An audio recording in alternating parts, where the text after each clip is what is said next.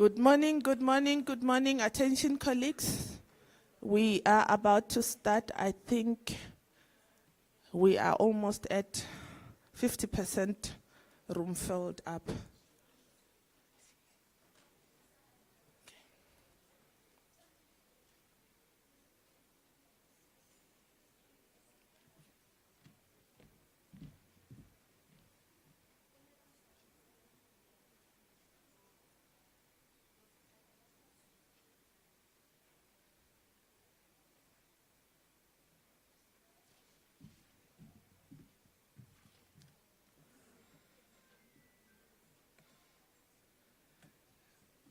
Good morning once more, colleagues. We are about to start. Can we please settle down? And please, a humble request again. Those of us who are sitting at the back, if there is a seat in front of you, please occupy it. It's a humble request, and I believe it will be honored as such.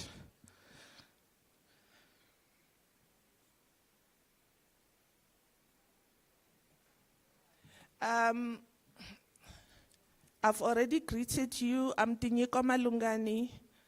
I'm from Limpopo, Department of Economic Development, Environment and Tourism. Proudly led by the MEC whose PhD has been conferred yesterday. Yeah, I really have to appreciate him because I couldn't be part of the celebrations. And his one and only honorable MEC, Dr. Madibe Chitereke, not Dr. Madibe Korombine, don't be mistaken. Colleagues, I'm so glad to be with you this morning. I've been here since yesterday. Yeah, I'm struggling with the lights a bit, but I'll manage.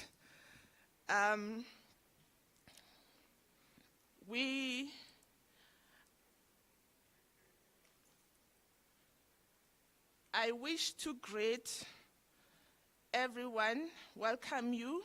I know we have got a formal welcome coming, but it's improper for a facilitator not to welcome. I'm not giving welcoming remarks, I'm welcoming you to the session, day 2 session. And I'd like to greet all our distinguished guests. It came to my knowledge that the DG is here. The municipal MMCs are here. Our CEs from our state-owned entities are here. DDG Flora is here. We also have representatives from the traditional leaders. We also have representatives from the traditional health practitioners. We also have representatives from our People and Parks Forum in their respective portfolios. We also have our scientists. We also have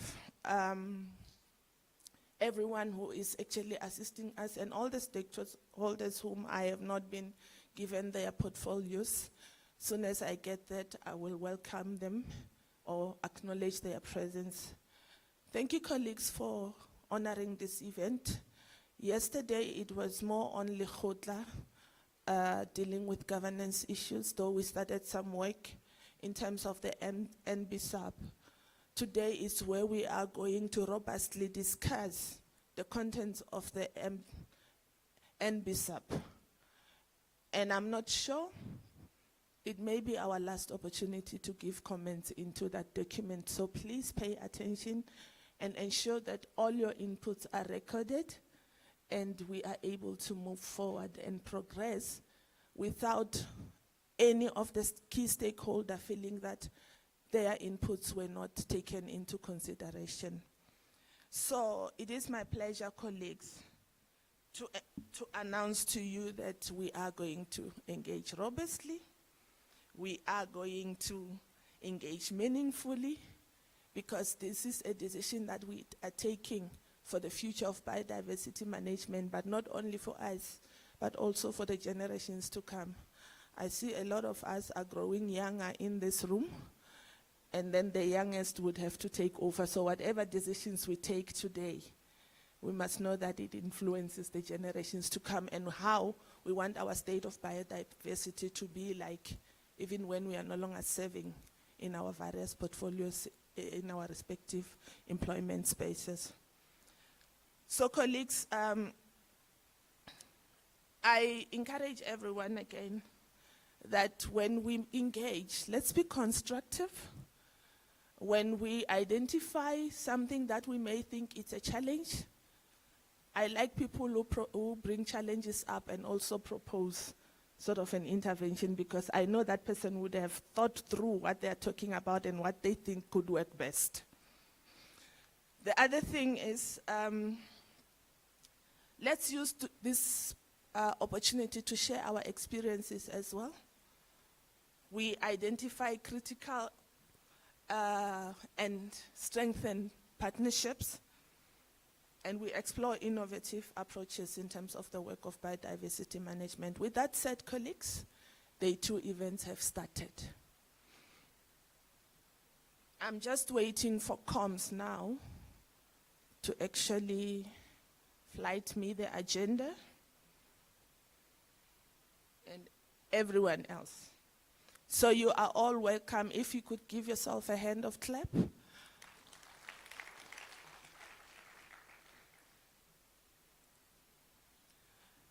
Without any waste of time or further waste of time, we are 30 minutes behind. So I'll humbly request all our speakers if they can cut their presentations 5 minutes shorter. I think that could assist us in recovering the time lost. We still have quite a number of colleagues outside who are still registering. Please, everyone who's coming in, please come to the front set.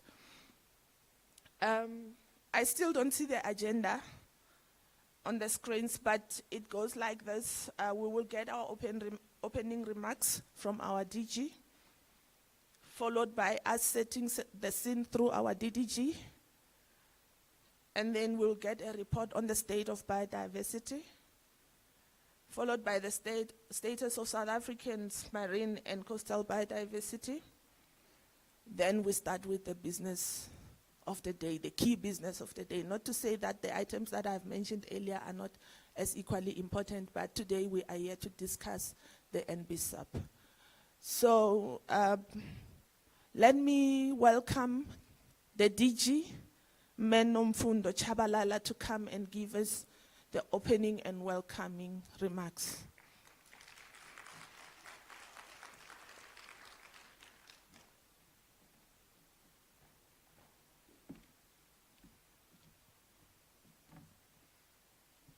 Thank you very much. Thank you very much, Program Director, Ms. Malungane. The lights, you're quite right, and I'm not quite sure whether they can just dim them a bit. They're a bit bright, but maybe let me continue. You know, as I'm walking up here, I'm reminded of our session, DDG, yesterday at the Portfolio Committee. The branch had to go and present on the National Heritage Elephant Heritage Strategy. And we had to engage on what has been done thus far, but the most critical part was around consultation. And I think the members were very keen in understanding, as we are coming to them with this strategy, has it been consulted on adequately? And coming back to today, I'm reminded of that area which they were emphasizing. They were actually wanting to get a sense that as a department, do we go to communities? Do we make sure relevant stakeholders? Do we also take into account their living experiences in relation to what you are trying to put together. And we obviously then would have responded and indicated the processes and the extent of engagement, but also a very clear message that whatever tools that we put together are a whole of society tools. They are informed by what then all key stakeholders would want to see in as far as that tool is concerned. But of course, as government, we are responsible for policy. We then have to look into ensuring that we balance, because some of the views may be extreme and so on, but at the end of the day, as government, you need to ensure that you are inclusive and you take everyone into account.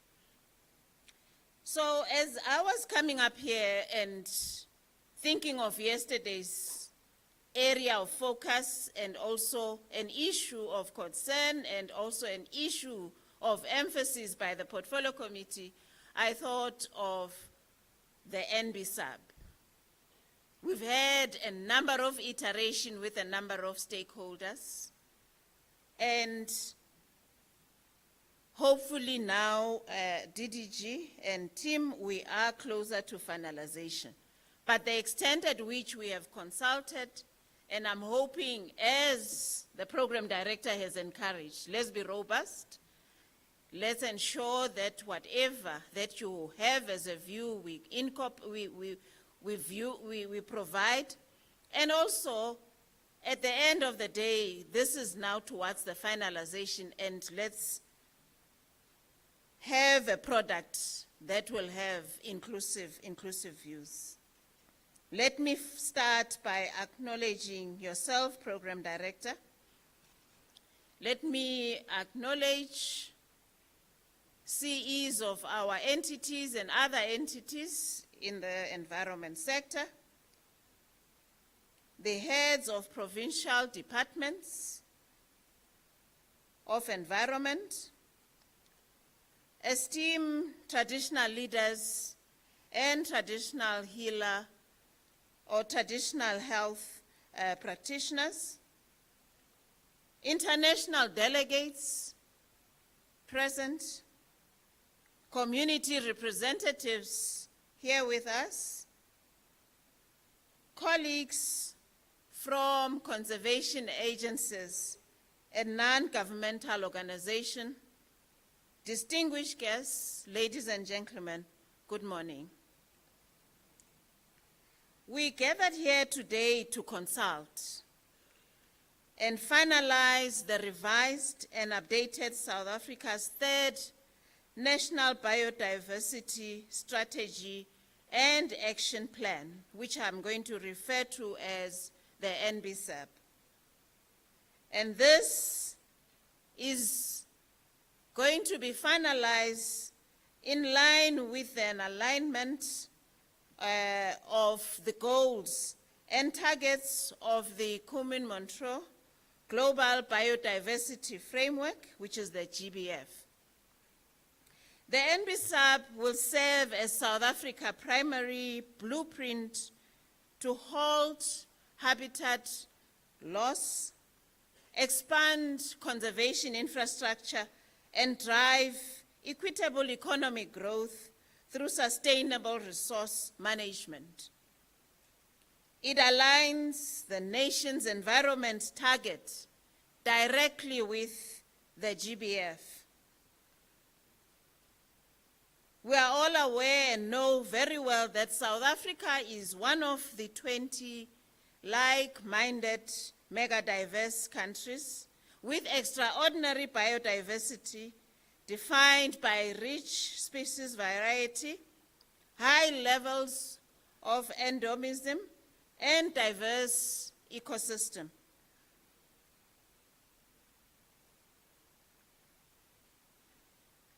We host, as South Africa, one of the 3 of the world's 36 biodiversity hotspots, and ranked third globally in marine species endism. Our wealth extends beyond our rich tapestry of cultures. It goes into our various languages and biodiversity, all the way into our remarkable geological and also climate diversity, which are uniquely shaping South African story. And this natural heritage is a legacy that must be protected and must be used sustainably for the benefit of all South Africans. And this is quite key, not only for us, but also for future generations. Our biodiversity underpins our economy and society. It provides essential services and products that sustain human well-being. It is not only a natural treasure, but also a driver of development. Biodiversity plays a central role in advancing the government of national unity priorities. And those priorities, I'm hoping all of us are familiar with. The apex priority is around inclusive growth and job creation. That's the apex. And we also have a priority of reducing poverty and lowering the cost of living. And the third one is around building a capable, ethical, and a developmental state. Therefore, this consultative conference also serves as a curtain raiser for the International Day for Biological Diversity, which we are going to be celebrating on Friday, May 22. And this will be celebrated under the theme, I quote, "Acting Locally for Global Impact," close quote. The theme is a call for all of us to take action and halt and reverse biodiversity loss. Protecting biodiversity includes action close to home with positive ripple effects that can have far-reaching effects. When governments of the world adopted the historic Common Global Biodiversity Framework, we promised to halt and reverse nature loss by 2030. But a framework without finance is a hollow promise. Within the GBF, we have Target 19. And Target 19 mandates that we mobilize at least $200 billion per year by 2030. And this will be mobilized from all sources of financing. Developed nations will fulfill their obligation to scale up international biodiversity finance, and as already highlighted, the target demands that we have about $20 billion per year by 2025, and also $30 billion per year by 2030. And I'm hoping that we are moving towards those targets and ensuring that indeed these apex goals are indeed funded. Whilst developing countries like South Africa are expected to restructure national budgets, international flows remain a critical and also a catalyst that will be required to offset the incremental costs of ensuring that we comply as we implement the GBF. As I conclude, I want to emphasize that as government, we cannot bridge this gap alone. The corporate and private financial sectors must move from treating biodiversity as an external risk to integrate it as a core asset. Through Target 15 of the GBF, businesses should assess, they should disclose, and also drastically reduce biodiversity-related risks across their whole supply chains.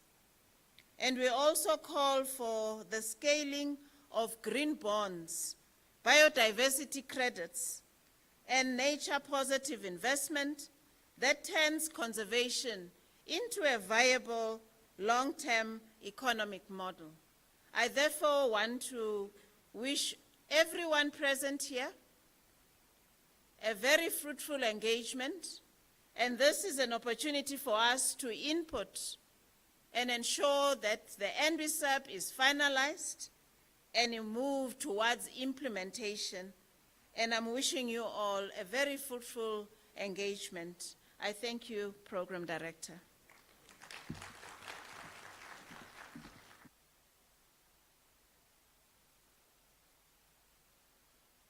A hand of appreciation once more to the DG.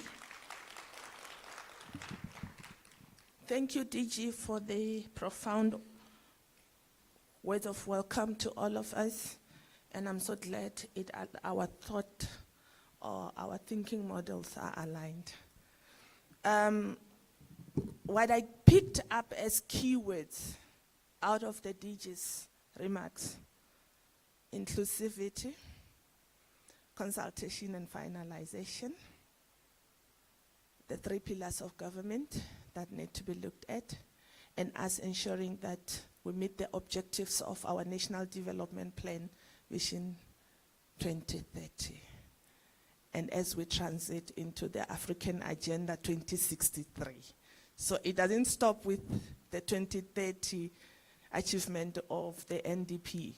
So we are in transition. There is a lot of agenda revolution in the sector, and we need to be geared to be able to achieve those.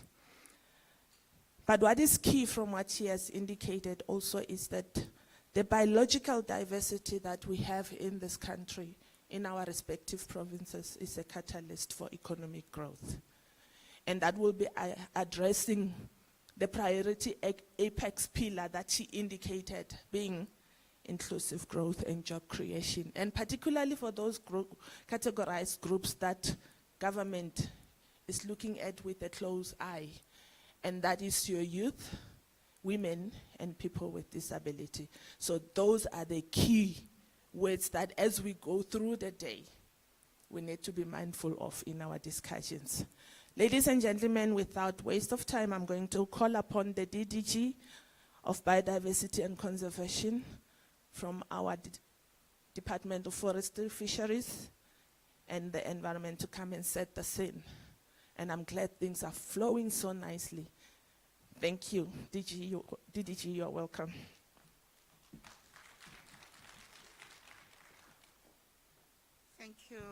Thank you very much, Tenyuko. Good morning. Let me give my greetings to the Director General of the Department of Forestry, Fisheries and the Environment, Ms. Nomfundo Chabalala. The Chief Executive Officers of public entities that are here, I see Mr. Shoni Mwenjezi, the Chief Executive Officer of the South African National Biodiversity Institute. To our traditional leaders, I know that we do have the House of, the National House of Traditional and Khoisan leaders with us. Also, let me extend my greetings to Bugogo. Ngiyabona ukuthi bakhona Thokozani Bokoko. To the distinguished delegates that have joined us here from South Africa and afar from various sectors, I've seen that we do have a broad representation from all provinces, from most municipalities. I've seen also a number of professional associations and organizations, non-government organizations that are here. I'm trying to cover the scope so that I'm not in trouble. There's a bit of a disclaimer to my presentation, and good morning to all of you. So the disclaimer to my presentation is, and this is something that I always challenge my colleagues on. Oh, okay, I'm making a mistake. I need to also extend my greetings to the chairperson of the People and Parks, Mr. John Rapadu. He's sitting over there. Very important stakeholder also. So one of the things that we suffer from is the biodiversity and conservation specialists in government are abbreviations, eh? Because we always talk to ourselves and then we think everybody else knows what we are talking about. So that's the first disclaimer. There's going to be a number of abbreviations in my presentation. Some of them may not be able to extend on them, but I'm sure all of us by tomorrow, we will be knowing all those abbreviations because there's lots of specialists in this room that are going to help us to unpack those abbreviations. The second disclaimer to my presentation is that I've got 137 slides. That is if I can keep your attention. And you can minus 100 slides from that 137, then we are good. So I'm going to flow very quickly. So you're going to indulge me a little bit. I might run out of breath, and Stanley is over there. He'll give me a bottle of water. But let me continue. So I'm going to set the scene, and part of setting the scene is just to say to us, where do we come from? And when I say where do we come from, what I'm going to mention here, you are going to see yourself in some of those interactions that we've had previously. And all those interactions that we've held, the engagement processes that we've held, were part of building up to why we are here today. So that is why I'm going to try and set the scene. If I can have the next slide. So DG has already, DG is Director General, by the way, referred to the Kunming-Montreal Global Biodiversity Framework, and this was adopted in Montreal in 2015. Obviously, it does urge state parties to implement it, and also we need to ensure that there's inclusive participation of all sectors of society, and that there has to be enhanced planning, monitoring, and reporting and review of that GBF. And then, as countries, we are required to then develop these National Biodiversity Strategy and Action Plans, and BSAPs. So what we did in COP16, the convention meets every 2 years. We are meeting again this year. In COP16, we submitted what are called interim national targets. We did consult when we developed the national targets from 2023. So we are now revising this National Biodiversity Strategy and Action Plan in time for submission at COP17. We've adopted a whole of society and whole of government approach, which is why you are all here. And of course, we've engaged most of you. Next slide.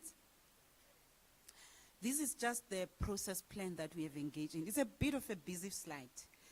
You will get the presentation. I'm not going to talk a lot about this, but I think what is important is just to show you how processes are linked to each other and where we started. And this process plan only starts in 2026. It doesn't include what may have happened since 2023.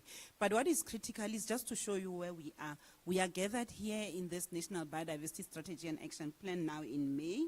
It is a build-up to the International Day for Biological Diversity. We are the first country in the world to be requested to host the IDB as a physical event, as a global pivot event.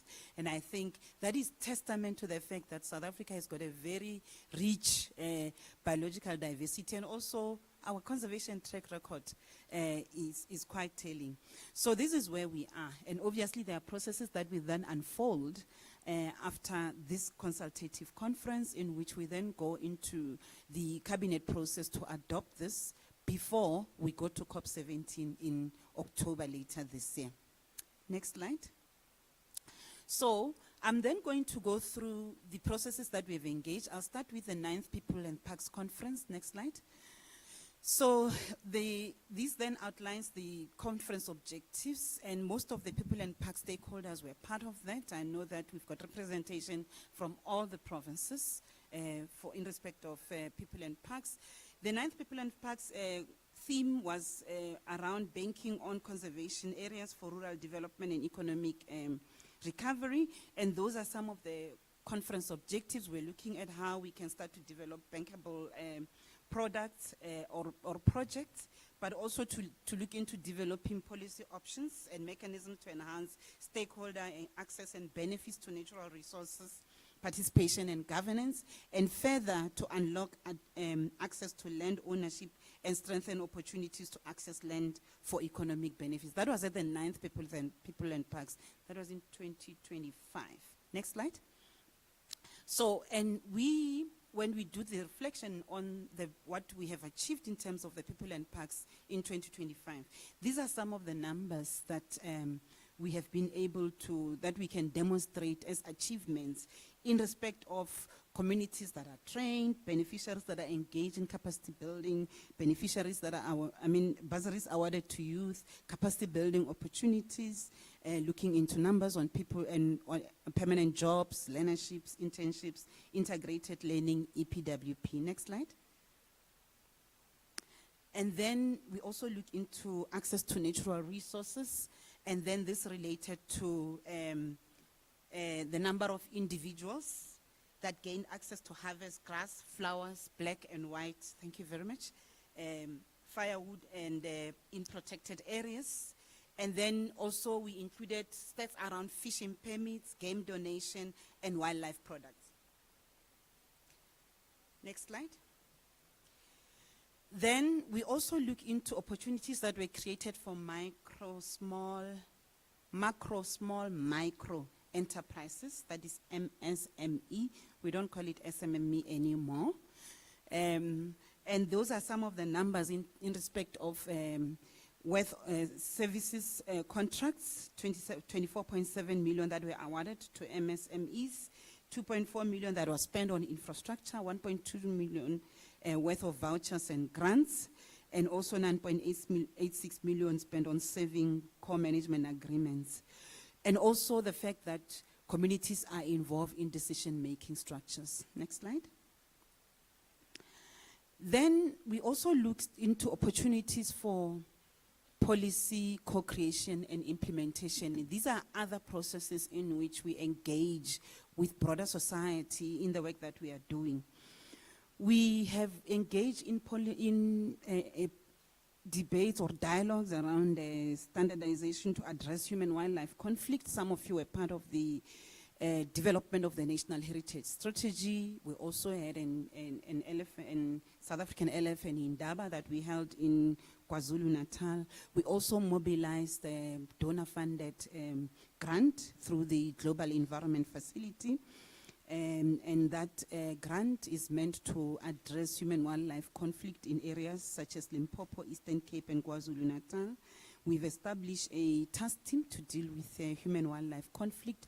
And one of the things at the LF and Indaba, and I hope that some of those communities that were at the Indaba are in the room also, is that they were telling their lived experiences in respect of human-wildlife conflict, especially when it comes to elephant, because apparently we are elephants' biggest predator as men, as human beings. Other consultative processes we've engaged in is in the game meat strategy, which is currently in implementation. That was in 2022. We engaged in conversations around the white paper in 2023. And also we engage in the policy position for the conservation and sustainable use of 5 iconic species, leopard, rhino, elephant, and lion. That was in 2024. But also we engage in the development of the biodiversity management plan for black and white rhino.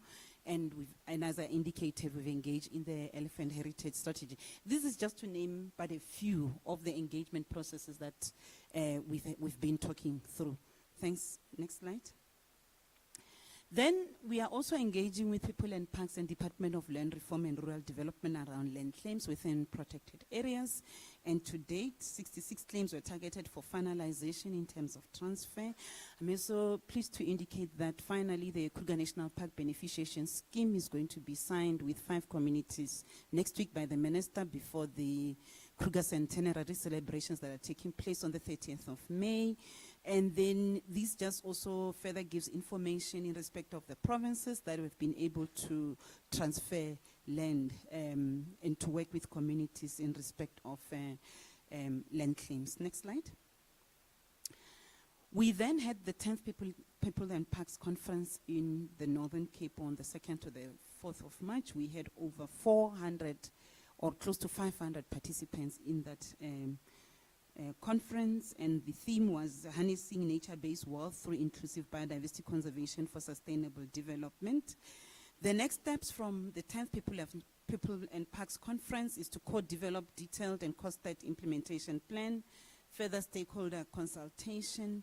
There's also a need for intergovernmental endorsement that needs to happen, implementation, and then monitoring and evaluation. So we don't talk for the sake of talking. We talk so that we implement and then move into the next stages also. Next slide. Then we also had the 3rd National Biodiversity Stewardship Conference in 2023. This was in the Eastern Cape, and these are some of the resolutions that we agreed to. Next slide. So we know that stewardship itself is successful across all land ownership and tenure types. So land ownership was assessed as being one of the following types. It could be individual, trust company, multiple owners, community, NGO, state, and municipal. And that graphic on the side just gives you the breakdown. Next slide. I was saying to my colleague close to me, I'm like, this slide is very busy.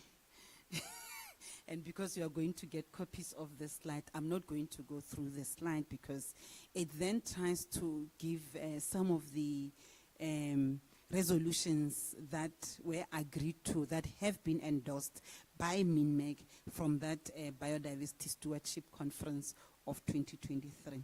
Next slide.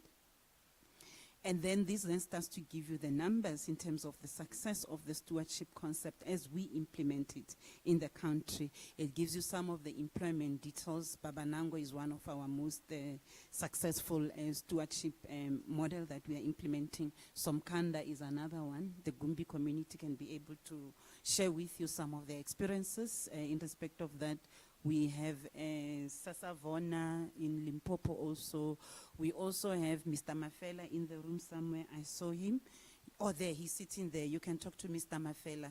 And these are some of the successful stewardship sites and communities that we have worked in. And also there are some enterprises that have been created in respect of ecotourism, wildlife, bioprospecting, harvesting of non-timber products.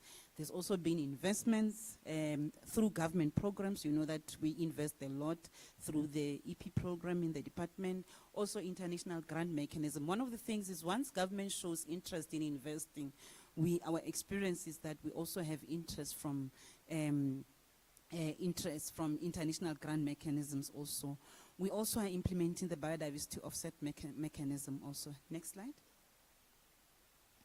So this just starts to show you the scale of success of the stewardship as we are implementing it in terms of the number of hectares that we have secured, the number of sites, 469 sites, and the fact that 90% of all new terrestrial protected areas since 2023, and the map just starts to show you those areas. Next slide.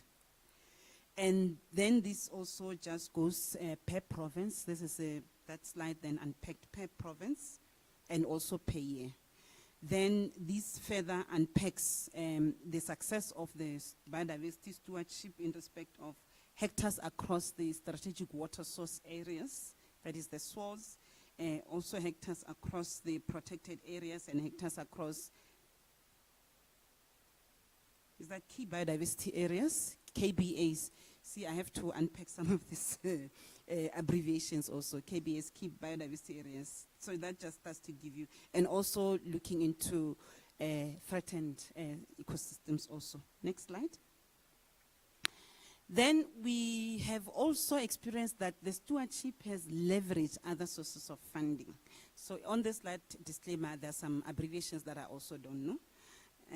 But suffice to say that since around 2015, we've secured 4 global environment facility projects to support the work that we're doing around stewardship. That was the Protected Areas Project, which is JEF 5. And also there's another project that Sanbi is running, that Sanbi was responsible for implementing. And even now, we now have 2 other projects, one being implemented by Sanbi, and the other JEF 7 that is being implemented by South African National Parks and Ismangalis Wetland Park Authority. And 64.5 million US dollars has been invested over the last 25 years. Next slide. I did talk about the elephant in Indaba. I think these slides will only reflect on the resolutions that were taken. The DG was alluding to the experiences we had yesterday with the portfolio committee. Next slide. So these are the resolutions. The fact that we need to finalize the heritage strategy, we hope to gazette it before the end of June. And we are starting the revision of the norms and standards from 1st of July. We are also finalizing the guideline on damage-causing animals and integrating some of the actions from the Indaba into existing tools and projects. And further that, we are continuing the conversations around elephant management because we know it's a very emotive subject also. And also mobilizing resources to really manage issues in relation to elephants and strengthening collaboration with stakeholders around human-elephant conflict, ensuring that reserves are managed in line with management plans and ecological limits, and mobilizing resources to support financial sustainability, and ensuring that communities are included in the biodiversity economy value chain. These are some of the issues that are going to be unpacked further today in our respective groups, and transparency from government entities regarding culling operations or otherwise management interventions. Next slide. So I did indicate that we finalized the elephant heritage strategy is going to be gazetted before the end of this month. Further, that in respect of the norms and standard, I indicated that we are going to start the process to develop or to revise the norms and standards in this financial year, and hopefully by April next year, we should be having a revised draft norms and standards. Next slide. On human-wildlife coexistence, we do have a JEF-funded project or a donor-funded project that we are implementing. I did indicate earlier on. And that project aims to create an enabling environment and an evidence-based approach on mitigating the effects of human-wildlife conflict in selected conservation landscapes. And it's got a number of projects. It's running for 5 years. Those timeframes are going to be shifted. Because the signing of the project document was a little bit delayed. And we are also, as I indicated, finalizing the guidelines on damage-causing animals. Next slide. I think I've already talked to a lot of what is on this slide. We can skip. Then we had the biodiversity economy investment in Indaba in this same facility on the other side in 2024. It was attended by the president, if you recall, those that were there, and those are some of the dignitaries that were here, and those are the objectives in respect of that Indaba that we held between the 25th and 27th of March in 2024. And essentially, it was to enhance the National Biodiversity Economy Strategy and its contribution to addressing poverty, unemployment, and inequality, mobilizing investment for biodiversity, profiling South Africa's conservation successes and competitive successes also, but also promoting multi-stakeholder commitment to strengthen the biodiversity economy sector and promoting cooperative governance for effective policy implementation, and also showcasing market-ready projects and products and services. So in respect of the program of action from the biodiversity economy investment in Indaba, We looked at a number of areas in respect of land, finance, regulatory policy, market access, innovation, scientific support, communication and awareness, training, capacity building, one-stop shop, sustainable supply side interventions, human capital management development. And there are a number of initiatives that are running parallel that are being implemented in respect of all those areas that you see reflected there. Next slide. So then this starts to give you some of the progress to date. We are taking the revised National Biodiversity Strategy to Cabinet for approval quite soon. Further, we have just concluded work on the mega hubs. So what we did, we looked at the biodiversity value of each and every province, and we have matched the economic opportunities to the value proposition of each and every province. So for instance, Limpopo, we know that it's quite active in respect of the wildlife economy, and therefore we are looking at developing something that will then support hunting within Limpopo, because Limpopo is the hunting destination of South Africa, or probably of Africa.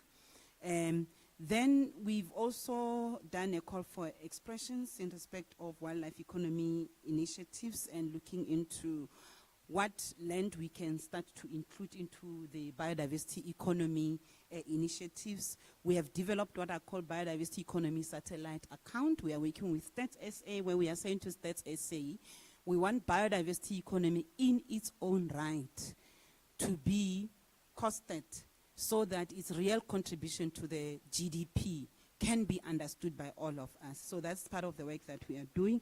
We've also secured a donor funding in respect of that. And further, that we have the annual Biodiversity Economy Products Market Trade Fair. The last one was held in 2025. Was it 2025 or early this year?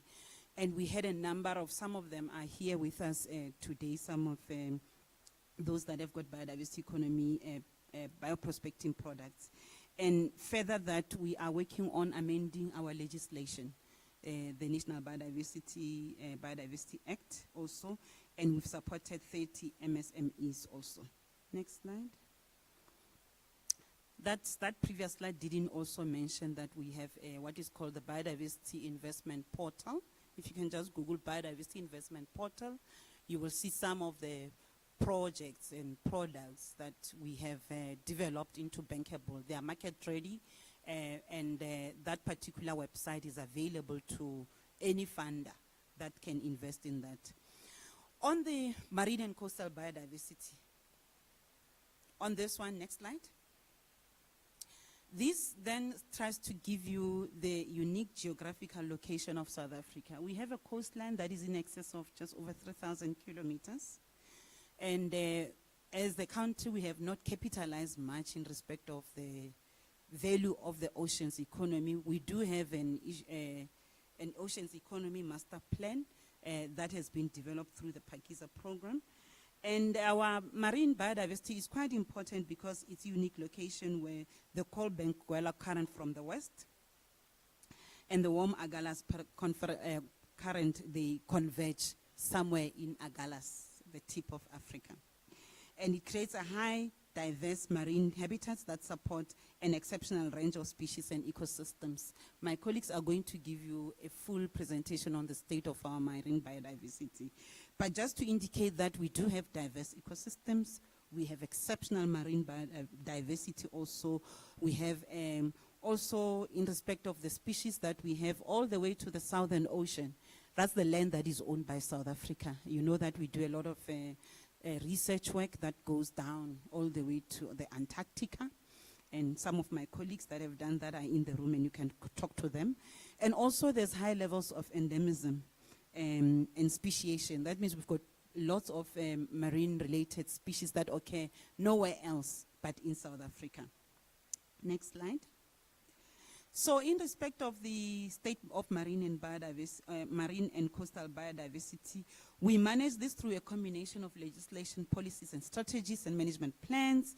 And some of the key frameworks include the NEMA, National Environment Management Act, including the Biodiversity Act and the Integrated Coastal Management Act and the Marine Living Resources Act also. We also have the Marine Spatial Planning Act that then guides us in respect of the mechanisms we need to use to expand protection of our marine zone also, and also the Marine Protected Areas Act. Next slide. So these are some of the key pressures that then impact on marine and coastal biodiversity in South Africa, which includes climate change pressures, as we know, marine and coastal status. Also, that just starts to show you the diversity that we have and the harvesting thereof. So of the 163 ecosystem types, 45% of them are threatened and 80% have some representation within the marine protected areas, and 20% are well protected. So there's still a lot of scope to expand our marine protected area zones, and 17% are highly threatened or underprotected, and 36% of the 495 that are assessed marine species are threatened, such as sharks, rays, etc. And also some of our estuaries are threatened also. Estuaries are where the rivers from land meet with the sea, and those are unique ecosystem also. Next slide. So then this is the Prince Edward Island offshore territory, and obviously it expands. This is one of our most important biodiversity hotspots as a country. It consists of Marion Island and Prince Edward Island, and they are the important South Africa's offshore biodiversity hotspot. It is located in the South Antarctic Southern Ocean, and it supports globally significant populations of seabirds, marine mammals, unique marine ecosystem. This is also protected under the Prince Edward Island Marine Protected Areas that was declared in 2013, and the Special Nature Reserves that was proclaimed in 1995. Next slide. So in 2022, we embarked on a national coastal and marine spatial biodiversity plan showing the areas of interest. So some of these areas are already proclaimed marine protected areas. Others are areas of interest in which we need to be expanding protection of our marine areas also. Next slide. So in terms of the priority interventions that we need to be putting in place, especially on the marine ecosystem, these include restoration of some of the degraded ecosystems, further strengthening collaboration and strategic partnerships, and the need to address spatial imbalances of protection between maritime areas and the Prince Edward Island and the mainland of South Africa. So, and then there's also an issue of house mites. Some ship landed in Prince Edward and left some mice in Prince Edward. And there's a big problem there that needs to be dealt with. And ensuring the whole of government and whole of society approach in expansion, and also ensuring more inclusive and diversified conservation approaches, also including other effective conservation measures. Next slide. I think I'm about to finish. So that will be my last slide in terms of setting the scene of where we come from in respect of the conversations we've had in respect of conservation. And hopefully this starts to set the scene in respect of what we will be discussing later today in respect of what then goes into the draft final biodiversity strategy and action plan. Thank you very much.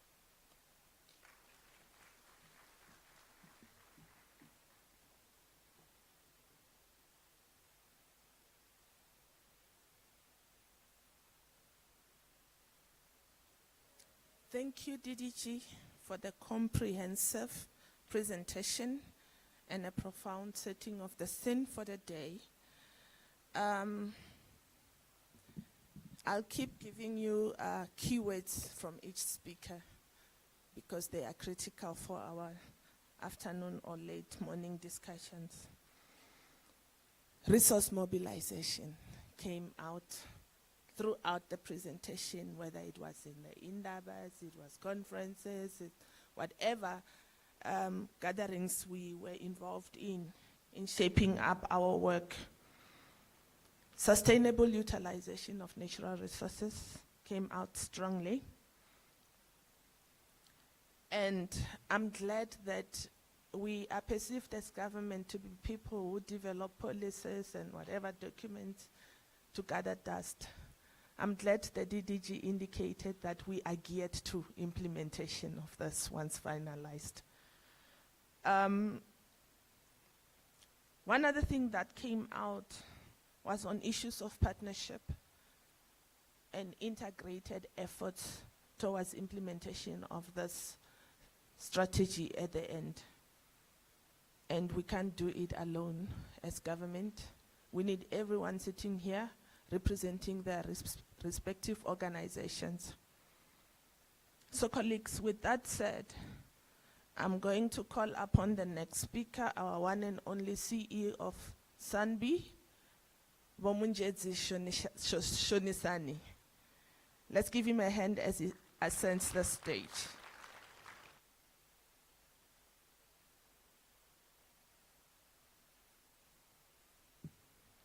Thank you very much.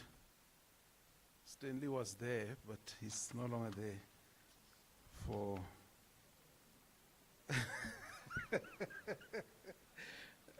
yeah, but I do have my colleagues here. Thank you very much. From SANBI, South African National Biodiversity Institute. It's an institute that is established by the Act of Parliament, the law, mainly to deal with evidence that is required for decision making. So it's like a biodiversity state of the nation address that I will be doing.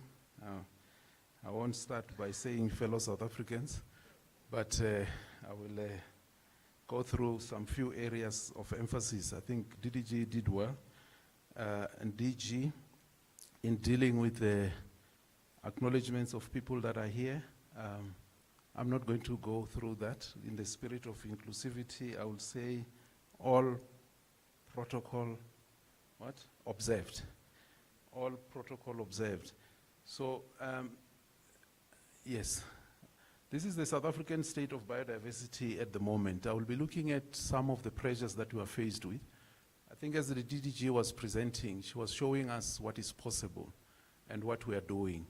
But what's critical, I think I wrote here, you can't withdraw from a zero balance. You can't be benefiting from what you don't have.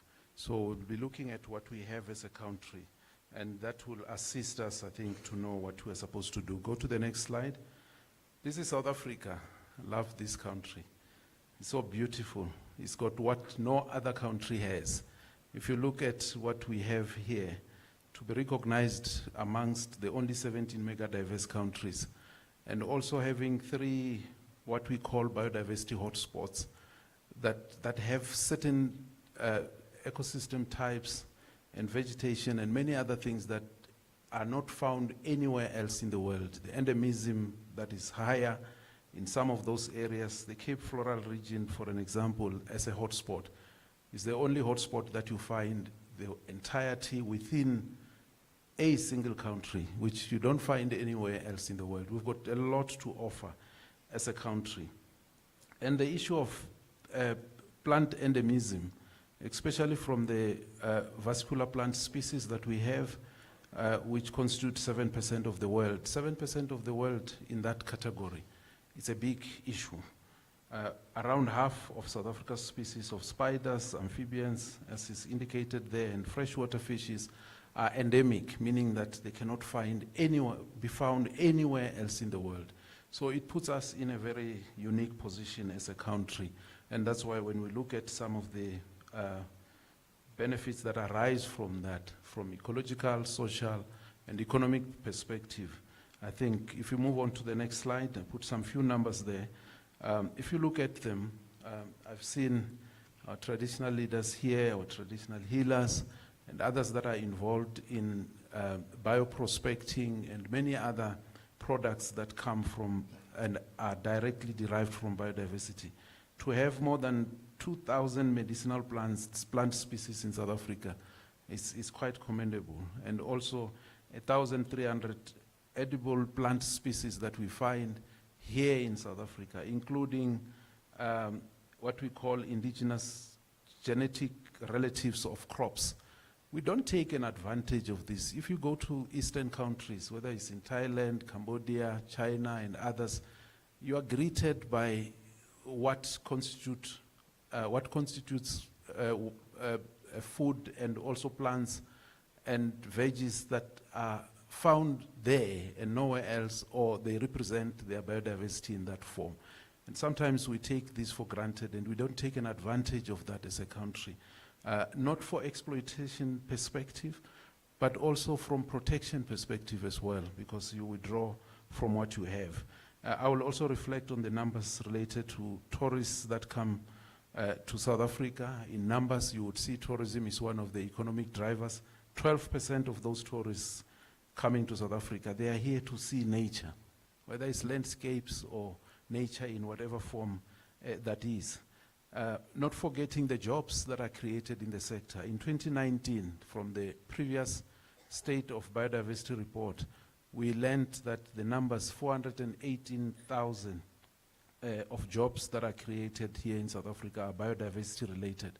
And when we checked mining at that time, the number was not so far from that. In actual fact, it's growing to a point where if it's sustained, it could even surpass mining. But what's the other critical number there is the 275 billion per annum of the wealth that is attributed to ecosystem services. They come in many forms. The very air that we breathe and other services, including disaster risk reduction, dealing with pollination, that is a driver of agricultural products that we depend on for food, and many, many, many other things. Let's move on to the next slide. However, there are challenges. If we move on to the next slide, that shows that there are challenges, hence the need for us to provide the State of Biodiversity report on a regular basis. In the past, we would have a frequency of 7 years, but moving forward now, we've changed the system that we can update online on a regular basis, and you'll be able to access that information. We are not only looking at terrestrial realms or inland, but we are also looking at freshwater, marine, estuarine zones, coastal zones, and even those islands that we own as South Africa. So this State of Biodiversity covers all of those, because that is the territory of the whole of South Africa. Let's look at some of the pressures here. We have pressures that we need to deal with, and they manifest in different areas, in different forms, and in different realms. Part of those would include either pollution, alien invasives, plants and other animals and other species that we find of different forms. They also include pollution, as I indicated. Climate change is a big factor. How we use the land and the decisions that we make. That's why yesterday we were talking to government leaders here, including local government. The spatial development frameworks would have to make sure that biodiversity, if I may call them biological assets and ecosystems, are protected appropriately. It starts with planning and also measures that we need to institute. Let's move on to the next slide. In looking at all these areas that are affecting biodiversity, the State of Biodiversity report that we are talking about and reflecting here indicates what needs to be done. This interfaces very closely or directly with what the DDG was talking about earlier on when she said NBSUP, the National Plan for Biodiversity, if I may call it in that way. It's a plan for all of us, indicating what we can do, what we should do, by when, and how we measure that. It can only be informed appropriately by what we already know. And what we already know is that there are these aspects here that are pressurizing our biological diversity in different forms, and therefore we need to do something about that. If you go to the next slide for an example, I think we all know pine trees play a critical role, of course, from a timber provision perspective. But when it comes to fires, even when it comes to how they consume water, there are other times, not only pines, but blue gums and the others, we're told that some of them will take 200 liters a day. That's a lot. I mean, if you extrapolate that and transfer to how people would need to use that water for other things, you would see. So are the other species that have implications on human lives and human health. livestock that are indicated there. That small beetle there, short-hole borer, is doing a lot of devastation. It comes in, it gets into the plant, you will just see those trees, even ornamental trees, dying. In the agricultural sector, I can't remember the number, but it's qualified in the previous report on the state of the impact of biological invasions in the country. From an agricultural perspective, you're talking about billions that are wiped out or can be wiped out if we cannot take care of this. It's not an easy thing. I think people see what is obvious, like you go to Hartepiest Port Dam, the Vaal River at some point, and the dam itself being affected by water hyacinth, the tourism affected there, and also the figures that are indicating what has been lost or what can be lost. The biodiversity also and the ecosystem services affected in that regard. We need to invest in that space and do more to avoid the introductions. If we go to this invasive alien species covering 10 million hectares, I think our country is, in hectares terms, is 121 million hectares of some sort. 10 million hectares is a mean feat. It's a serious issue for us to respond to, and the implications to water resources. Let's move on to the other one. It looks more silent because these species that were conophytes related species, the succulents that we find, most of which are only found here, they're only found here in South Africa and nowhere else in the world, subjected to illegal harvesting and trade. We counted what was brought to us from the police as they confiscate all of this, 1.9 or 1.19 million plants that came to our side. At some point, we were even talking about 1.2 million or so. In that regard, if you look at the trends over time, it's in the same proportion I was saying yesterday that we had with rhino poaching at some point. This is an area of competitive advantage from an ecological perspective. I could argue as well also from an economic perspective, tourism related, and many other factors that we can also look at to beneficiate, and the economies that are related to this, tourism related and other economies that are related to that, and it's affecting our country. We went to the international community to seek for assistance and also to find ways of how best we can collaborate with others. Those are species that are found. Some of them you would think are rocks on their own, but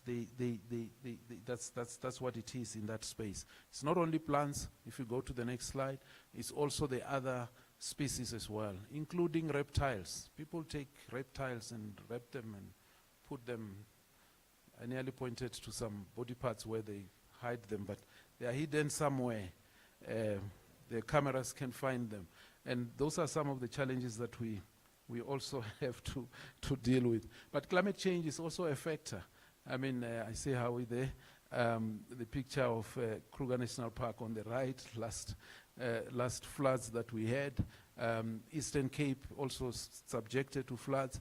3, 4, 5 years ago, not long ago, Eastern Cape was subjected to the other extreme of drought, going towards day zero in whatever form. So fires, floods and droughts, the frequency and the intensity also affecting people and affecting biodiversity. Those are some of the things from a climate change, ecosystem-based adaptation perspective we are saying. We can find responses there that all of us can be involved in one form or another. In the next one talks to droughts as well. And then the slide that is showing there, it indicates that we have the 44 district municipalities. What we have done, we worked with colleagues and others, some of you are here, to bring in a vulnerability assessment report that also relates to what has been happening, how changes have been happening, and also looking into the future so that you can have and plan appropriately. That's why I keep on talking about the local government on special development frameworks, on IDPs, where monies are deployed, non-government organizations, CBOs, and others coming together to make sure that we plan appropriately against this. The next slide. How do these pressures affect the status of biodiversity? If you look at the report itself, It indicates that we have certain ecosystems types that are least protected but highly impacted. I will only draw your attention to rivers, wetlands, estuaries, and also coastal zones. These need to be protected. The reason why on the left side we've indicated social, economic, and ecological. It's not only an ecological question, it's a social issue. It's also an economic issue. If wetlands are not functional, you would not have quality of water, we need more money to clean, or will have less of the water that we need to go through our systems before that water is reticulated to where it's needed in households and industries. So we need to do a lot. It doesn't start with the water coming out of the tap, but it starts from these catchments, through the wetlands, and all these systems need to be mapped and protected. The smaller they are, the more effort we need to put. We don't only have to look at the 31 wetlands of international importance. There are many others, I think thousands of them, that need to be protected all over. Let's move on. In terms of threat status, in terms of ecosystem status, I think the message is clear that we need to put more efforts on this. Some of the efforts are also covered in the report. Go to the clusters. So the report itself, the state of biodiversity, biodiversity in the country, would require us to do three things. We put those actions in three clusters. This is important for the NBSEP, this action plan. One, we need to acknowledge all those 5 or 6 pressures that they have implications, and the qualification and the quantification of the implications is there, the data is there, the evidence is there, it's provided, we need to use that. Secondly as well, in the same cluster, to understand that addressing those pressures, it would have positive implications on the state of biodiversity. The second cluster talks about improving the status of South Africa's biodiversity is key to sustainable and equitable future for all. This is not only a socio-economic matter, but it goes beyond that. We have to do, so there are messages in that space, and then whole of society and the whole of government approach is required. We can only work together as this collective. That's why the NBSAP, as we'll be discussing, is calling on all, and also specific to specific sectors and specific areas to respond in a particular manner, and that is important. So go to the next slide that talks to the clusters. I'm just reminding you that addressing all these issues would have positive implications on biodiversity in its totality, and not forgetting the freshwater, the rivers, the wetlands, the estuaries, the coastal zones, and the other areas that we spoke about earlier on. Cluster B, go to Cluster B.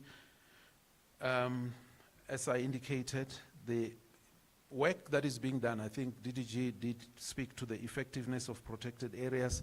She spoke in detail about the stewardship models that are being tested, and they are maturing and they're growing because they bring everyone together. It doesn't have to be a fenced area. And the work that People and Parks are doing in terms of facilitating and mobilizing stakeholders in different forms, looking at opportunities that are there, quite critical. Let's go to Cluster C, inclusive actions. We're still, again, saying we need to invest in biodiversity monitoring. We are available as SANBI to help coordinate as we do, work with other stakeholders in providing the state of affairs, but not only looking back and now, but also looking into the future. But what is important is investments. I don't know whether Treasury is here, and not only Treasury, but those that are representing business, private sector. This is a worthy investment, and there are returns out of that. There are many platforms that are there, and from a reporting perspective, whether it's GRI and many other platforms where you report internationally, rebates, your investments can be directed to this worthy cause from a biodiversity protection perspective. We still have hope. Go to the next slide. There's hope of gain. If we do what we are supposed to do, we've qualified some of the numbers. If you move on from that slide, the 22 strategic water sources mapped, go to the next slide. there are numbers in there that are associated with that. In terms of dependency, in terms of the impact of our interventions. If you go to the next slide, we just chose one. And I was looking at the stats on this one. It's one on the upper side towards Drakensberg. The water is coming. Towards Drakensberg. Thank you very much.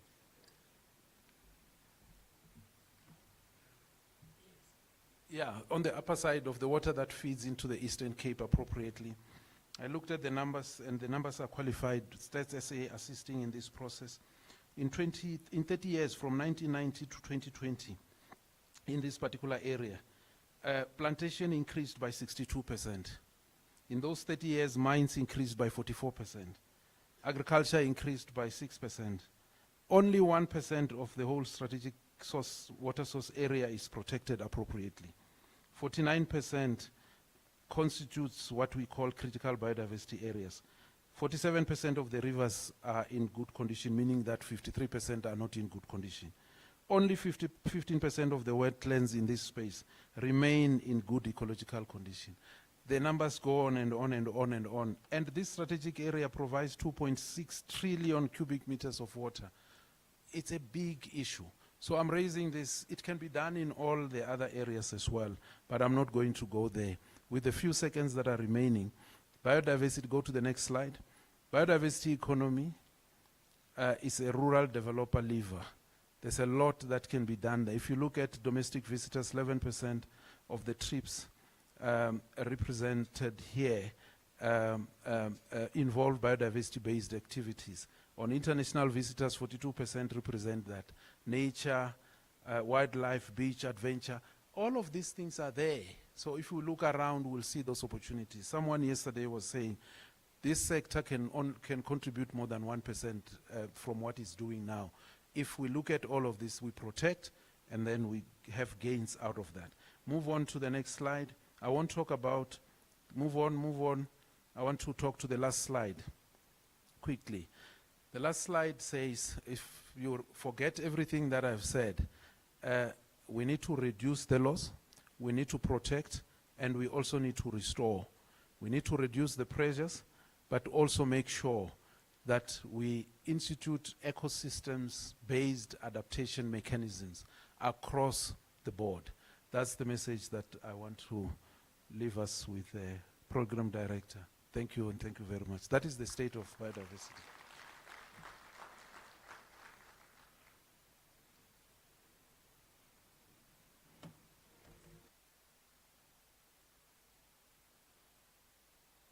A hand of appreciation once more to the CE.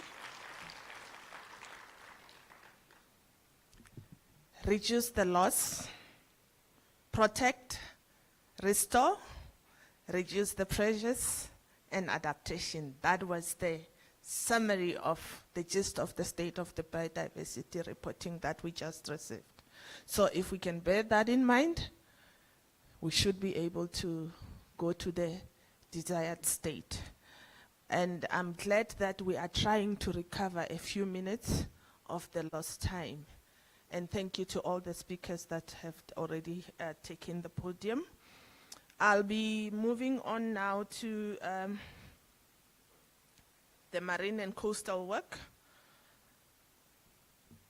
which is the status of South Africa's marine and coastal biodiversity, that will be led by Advocate Radia Razak, who is the CD, or Chief Director for Integrated Coastal Management.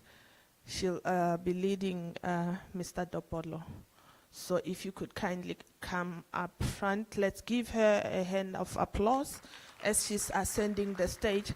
And while she's still coming, let me plead with all the remaining speakers, colleagues. You will see that in most of the presentations, we do have sort of a repetition of information. So if you pick up that your slides have already been spoken to, we will understand if you skip them. Thank you.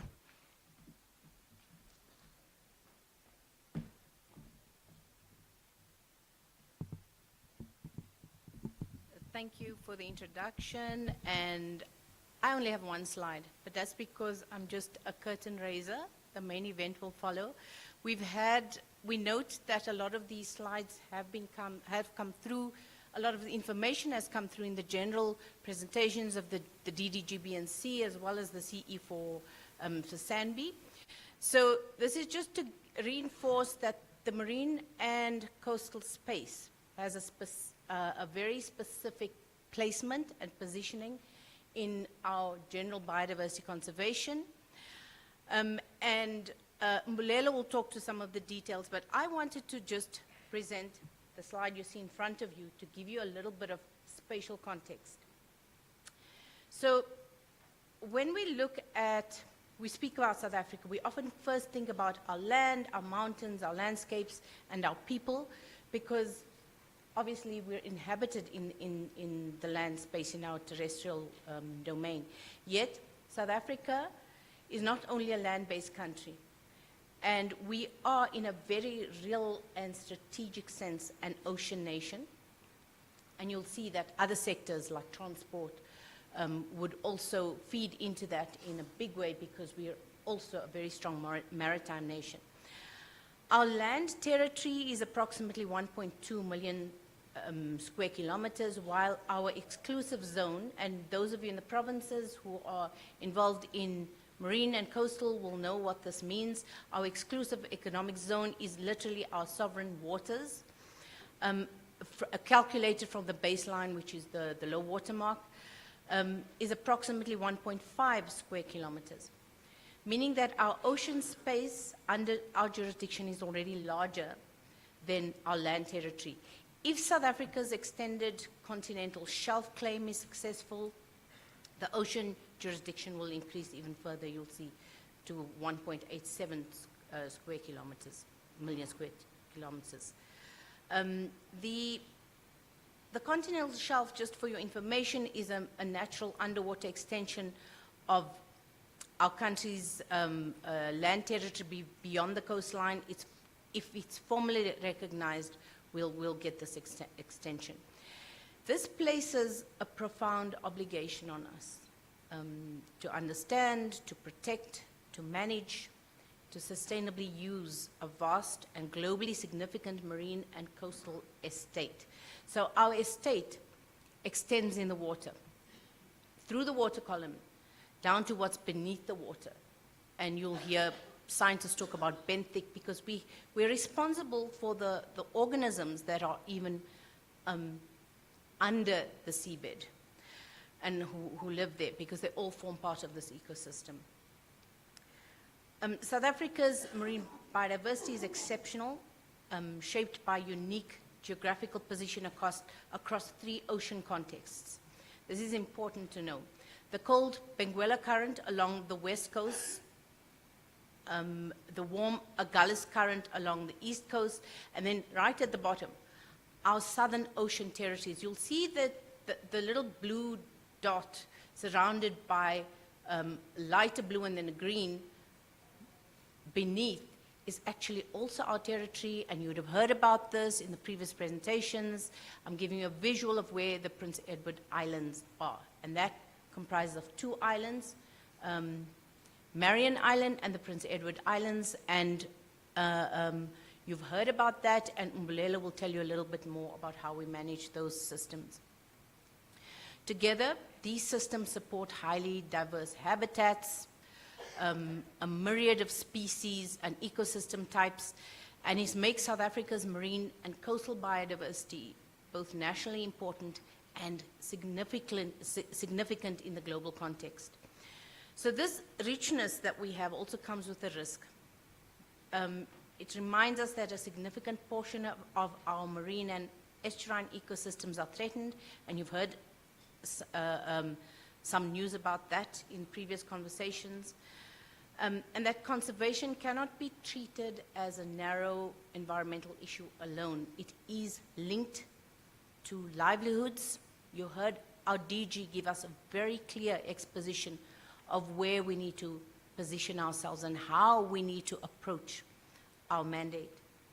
So we link to livelihoods, we linked to climate resilience, spatial planning, fisheries, coastal development, and we're talking about intergenerational equity. And that has come through in most of the presentations. So it's very fitting that today's presentation from marine and coastal aspect focuses on our marine and coastal biodiversity. It'll help us reflect not only on the assets that we hold, but also on the pressures that they face. You've heard about that as well. So you'll see repeated messaging.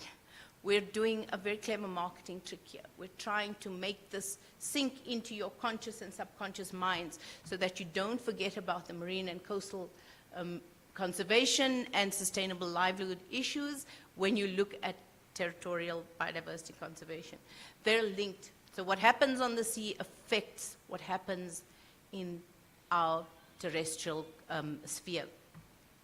And we know this with climate change, with the impacts of various ecosystem and coastal dynamic processes, the floods that are happening, for example. If we don't manage what's happening in the ocean in the most sustainable way, we're looking not only at species, we're also looking at oceanography and those kinds of weather processes. So we link up in a myriad of ways to what happens on land. Based on the pressures that we face, the governance framework's already in place and also growing, and the strategic interventions required to secure this inheritance that we have, not just the land, but the sea, for present and future generations. With that framing, I'm pleased to invite our speaker to take us through some of the details. And again, pardon us if you've seen the slides, we just want to reinforce the message. Thank you.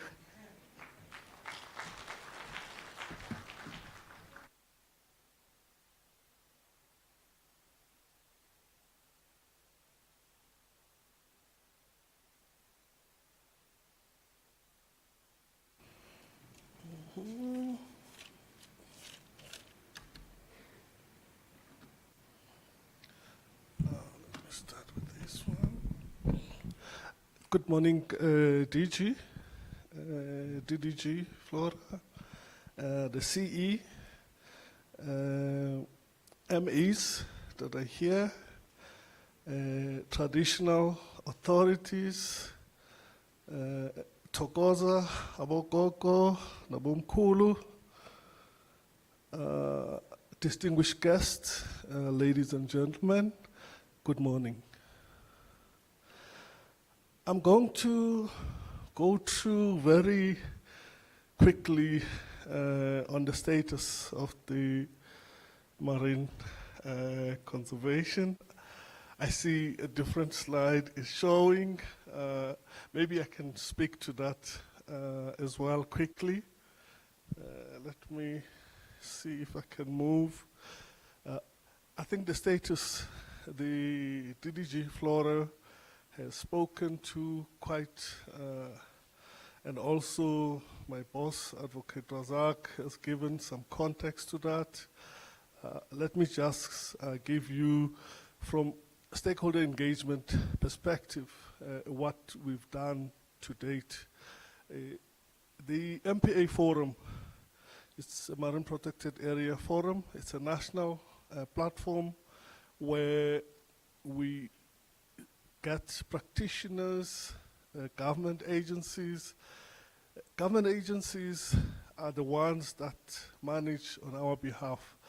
The marine and coastal management, it's a minister's competence, but because the ocean and the coast is vast, we then delegate some of these responsibilities either to province when you talk to estuaries, and then when we talk to conservation, we delegate to your sandparks, your Cape Natures, Ezemvelo, all of those. That's what I'm referring to when I talk about government agencies. Researchers, NGOs, coastal communities, we engage in those platform, which is the MPA Forum. It happens once a year. Previously, it used to happen more frequent, but it has been a bit infrequent because of the constraints in terms of the budget, but also in terms of the personnel that is involved. The last engagement we had was in 2024. A couple of resolutions were considered. I think we've taken the ones that are more prominent in terms of the requirement for training. There was an issue also around appropriately qualified people that deal with socioeconomic issues when we deal with communities. MPAs or conservation, it's not just an issue that should be looking at conservation, but we should also look at bringing in activities that will generate revenue or employment opportunities. Those issues, I think, if you look at your Table Mountain MPA in the Western Cape, we've got one of the iconic places there, the Boulders Penguin Colony, that generates something close to over 100 million annually. People are coming to see the penguins. And also, I think in Ismangaliso, you've got the Sodwana, where there's a diving activity. A number of people are employed on permanent basis and some on temporal basis. But what we've identified here, we've put a reimagined MPA training. The reason for this, the MPA training has for a long period taken the old school approach of protection focus, where we want to separate the nature and people. And what we're trying to do with this reimagined training is to bring people to participate as to how we put together the training and also deliver the training. And then I see the slide have disappeared. Oh, okay, this side is still coming, okay. And then there was also an issue around of the GBF talks a lot about the human rights-based approaches. Are we really doing this? Have we internalized it in our operations? Because I think in terms of the policy requirement, we do follow that in terms of public participation. The processes are very clear, but that's not enough. We need to do things differently. And we've started a project which is funded by KBF, Kumning Biodiversity Fund, working to integrate these human rights based approaches. We're working with UNITA and the Human Rights Commission.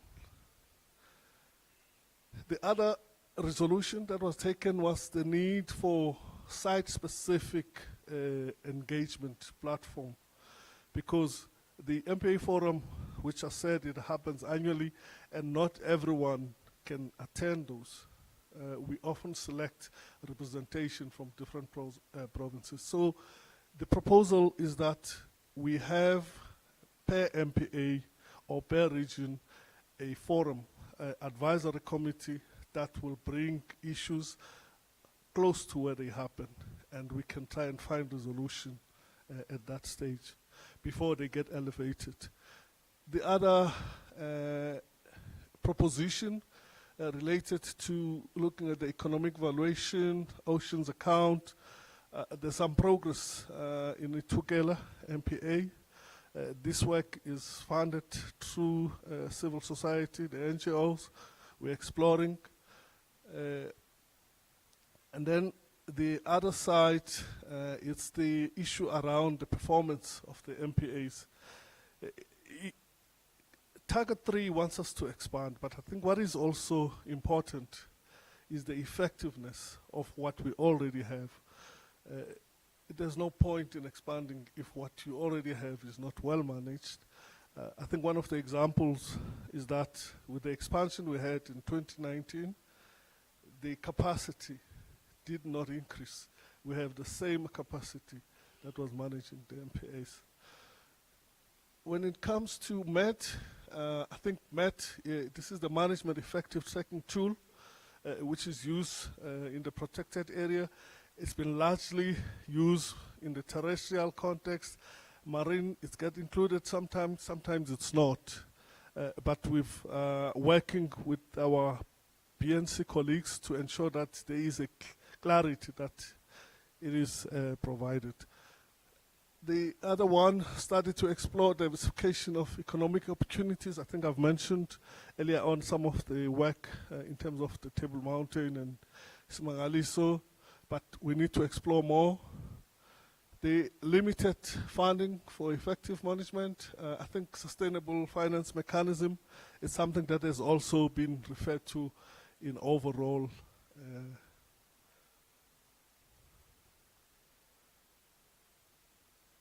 Thank you. Oh, no, oh, you brought back the, okay. Thank you very much, Program Director. I'm going to try and run through a bit quicker on this slide. So, colleagues, what this shows is that South Africa is uniquely positioned in terms of the different current systems. On the east is the warmer Gallas, and then on the west, the cold Benguela. The east side is characterized by high biodiversity. There's a lot of species, but the abundance is low. And the western side is characterized by high productivity, which is caused by the upwelling, which is brought by the Benguela current.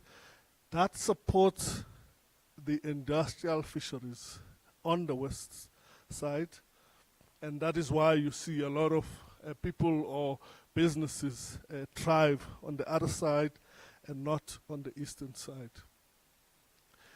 There's diverse ecosystems. Also, the issue of endemism, it was mentioned, I think close to 40% of the species that occur along the South African coastline are endemic. One of those is the African penguin, which is an iconic species, but we all know the status, it's highly threatened, endangered actually. And yeah, I think I've talked to that. I'm going to try and not deliberate more. This slide was spoken to. I'm not going to repeat it. In terms of the key pressures is the harvesting on top. This is over-harvesting of the resources. I think it's a historic context. Many of these resources were planted during the time that people thought there's no limit to the amount of resources you can harvest. You talk of the abalone. That's one of resource that is status is bad. Your crayfish, your lionfish, those are the species. And then in terms of the pollution pressures, I'm going to pick the estuaries, which link to the freshwater and the terrestrial environment. This is largely related to wastewater treatment works and hydrology, which is the DWS. How much flows do we get coming into this system so that the ecological integrity is maintained? And this also talks to the point I think the CE has mentioned. These systems are threatened, but do they really need protection only, or is protection the highest priority? It's something that we should think about, because the essence with the estuaries, for them to be functional, you need the flows, which will make the system to be better. But there are different systems where you have your blue carbon ecosystems where you may need to protect. The other threat or pressure is the habitat modification. The mangroves, for example, important for carbon sequestration. They get degraded, sometimes mismanagement. People, some of them may not be aware. You find these mainly in the KZN and some in the Eastern Cape. On the other side, I think climate change, this is manifested through increased temperatures, which change species distribution, and then ocean acidification, which leads to coral bleaching, and then also the sea level rise and extreme events. This is how climate change is manifested and driven from the ocean perspective. I think some of the management interventions, there's a need to reduce from pollution perspective, your plastics. We got a lot of microplastics in the ocean. Sustainable use, MPAs is one of them, but there should be a range of conservation measures, not just MPAs, which tend to exclude many activities. I'm not going to repeat this slide. The CE has spoken to this. Different ecosystem types that are threatened and may require protection. The Prince Edward Island, South Africa's offshore territory, for those that may not be aware, it's around 2,000 kilometers, I think, from Cape Town. What is important about this, they provide an important space for globally significant seabirds, mammals. When you talk of the seabirds, you talk of your albatross, there's penguins. When you talk of the mammals, you're talking of your seals, you're talking of your orcas. The area is protected, I think well protected. You've got an MPA around the two islands. And you also, in terms of the land itself, it's a special nature reserve. But the pressures that we face there, I think the important one, it's actually two, maybe the invasive aliens, the illegal, unreported, unregulated fisheries. Those are the important, not to say the others are not. And this map, the CE and the DDG has spoken to, and the priorities as well. I think they've been spoken to. I'm not going to try and expand to that. Thank you very much, Program Director.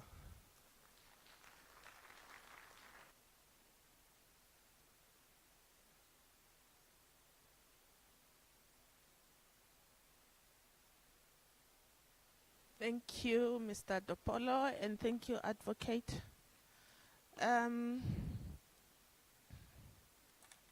I'll also not repeat the keywords. They have been repeated.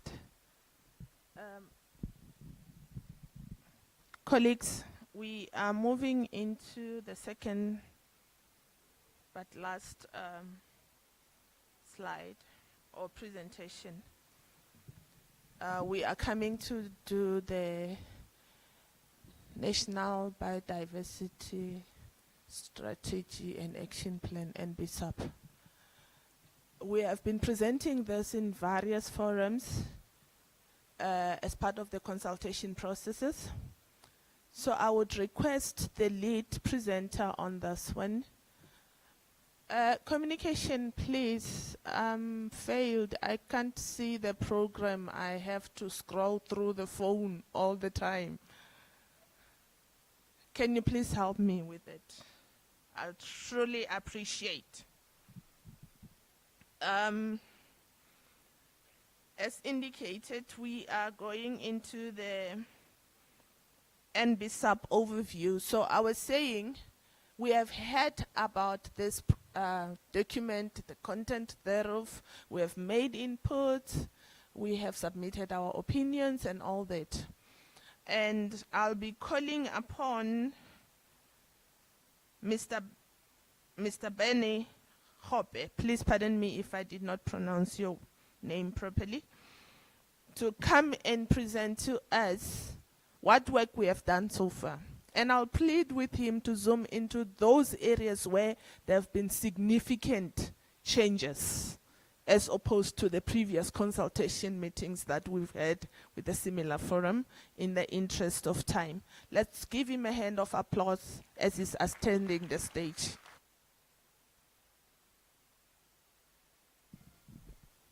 Greetings, DG. Greetings, DDG, CEs, MMCs, mayors, Abukoko, Nabumkulu, distinguished guests. And I'd also like to add to that list the Ghanas. We did it. We did it. After 22 years, we did it. So, thank you. I'm glad there's so many Ghanas in the audience. So, Chair, thanks very much. I'll try and be as brief as possible. I'm going to be talking about the document that brought us, all of us here today. So, I think it's important to start by mentioning that South Africa is one of many countries that are signatories to the Convention on Biological Diversity. So the convention has a number of articles, one of which is Article 6, that actually requires signatory countries to develop or prepare and implement the National Biodiversity Strategy and Action Plan, based, of course, on national circumstances and capabilities. So the NBCEP is an instrument that enables the translation of the international goals of the Convention on Biological Diversity into a national action. And it has two parts, basically. The first part deals with the strategy side of things, which is sets the vision, the goals, and also the principles to be followed towards implementation. And then the other part is the action plan part, which basically would articulate specific steps and responsibilities to achieve the vision. It also serves as the basis for national reporting to the CBD. We are required to report regularly on progress at specific time intervals. So now, it's not our first NBCEP. This is the third one. But it's important to start by reflecting, how have we fared, in the past NBCEP. So in brief, I've just highlighted things that I found key. If we look back to the first NBCEP, the text in red, I think the main thing in terms of achievements was the first National Biodiversity Framework was gazetted, right? Then also, in terms of lessons learned, mainstreaming takes time, and mainstreaming is critical, especially in the 21st century, as a result of global change and all sorts of other anthropogenic activities. Also, in the same context, institutional context needs to evolve with the times now. So how basically we configure ourselves as institutions, as well as policies, etc. If we look at NBCEP 2, the main thing in terms of achievement was the expanded protected areas. So we saw that we really need now to expand these for purposes of course, allowing for, amongst other things, migration in the context of climate change to suitable climatic conditions, as an example. And then lessons, it's important to balance ambition and feasibility. But also, we've also learned that there is a declining real value of biodiversity funding. And I think this will be reflected on later. So, coming to the third NBCEP, there's a lot of improvement. We're in an era where we now have seen quite a lot in terms of observations. We've learned a lot from science that has been generated over the years. And we've gained experience as well from implementation, right? So then we've come up with measurable indicators, and these keep improving. Also, better monitoring systems. We really need to monitor, because that's critical, so that we go back to science and say, these are the new questions that we'd like you to answer, so that we better inform policy and implementation as well. More importantly, we are taking a whole of society and a whole of government approach. That is very, very key, because each one of us has a role in the implementation of the NBCEP. I'm going to skip this slide because CE did a great job talking to it, but maybe just emphasize one or two things here. Now that we have this appreciation of our biodiversity, so we've also learned that global change, as CE articulated earlier on, has got negative impacts in the different systems: terrestrial, freshwater, marine, estuarine, coastal, and sub-Antarctic. What I wanted to highlight here is this slide is important because it gives us a good sense of what is the severity of the impact in each system, 1 being less and 5 being the most severe. And as you can see, there's the size of the circle also helps in denoting the severity. So we know now which are the most precious, and how do we prioritize and plan accordingly, and how to implement things. But the policy realm as well has to respond, because the science has made it clear to us that these are the pressures, this is the extent of the pressures. So how do we respond as the policy realm? So this gives us a sense of policy at global level. And we are signatories to all of these platforms that we see there.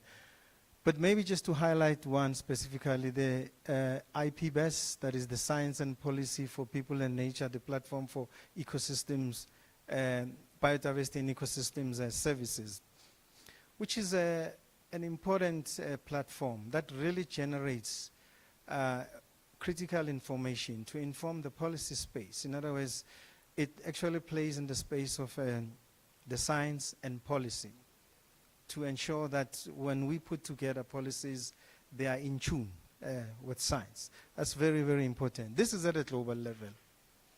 And of course, today we will be talking a bit about the Global Biodiversity Framework as well as its protocols. But also nationally, it's also important that we do the same job of aligning things, ensuring policies aligned to science, and which policies are critical. So we have a suite of policies and legislation that enables us to basically enhance conservation management as well as building resilience of biodiversity and ecosystems, thereby building resilience of people and their livelihoods. Of course, the Constitution being the supreme law of the country, with Section 24 clearly articulating what should be done in relation to the environment. What I wanted to highlight here is the Climate Change Act. We didn't have the Climate Change Act before. And climate change is important because it amplifies all other global change challenges that include biological invasion, sea and land use change, pollution, etc.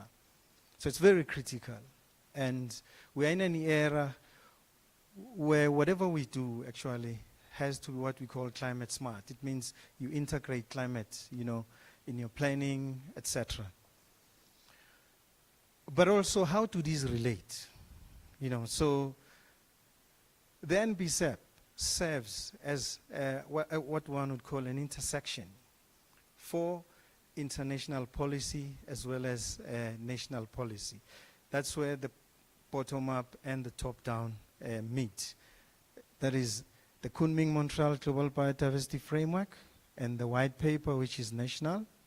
So the intersection is the NBCEP, where they come together. We further actually have what we call the National Biodiversity Framework. As the Biodiversity Act instructs us, we have to now further unpack it and say, these are going to be the priorities nationally through the National Biodiversity Framework. And also, we have to monitor over time, how are we doing as we implement the NBCEP and so on. But more importantly, financial needs. So I think this diagram is perfect, and it shows how the whole system works in the form of cogs. So you need all the cogs to be moving and working together. So then, as part of revising the NBCEP, there was what we call an early action support initiative that was aimed at supporting countries to fast-track national readiness as well as implementation of the NBCEP. And it's a country-led initiative that was facilitated by the Global Environment Facility through funding. And South Africa looked into 4 areas. The first, of course, was to review the NBSEP alignment. And one of the things that I thought stood out here was what came up was the most significant gap was the lack of consistent monitoring. As I've mentioned earlier, monitoring is critical, especially in this day and age. So we can, coin new questions for the scientific, realm to help us respond to those questions as the policy sector and also guide implementation. But also we looked at indicator gap analysis. And what stood out there is that the systemic issues and specific gaps hinder effective monitoring, going forward. So it's an area that we need to constantly improve in. But also, policy alignment review was important. And what came out of that, one of the things was South Africa possesses a strong legislative and policy foundation for biodiversity. But we have to make sure that this is in tune with science, as we progress over the years. And lastly, biodiversity expenditure review. How much are we investing in this important sector? And I think I've highlighted some of these findings. We analyzed the historical biodiversity spending between 2016 to 2024, gave us a very good sense of how much are we investing, which is a good baseline. We can use that going forward in terms of monitoring if are we increasing or declining, and what sort of gains are emerging out of that. Secondly, while nominal spending increased, real expenditure declined when adjusted for inflation. This is very important, actually, because it tells us if are we making the gains or losses.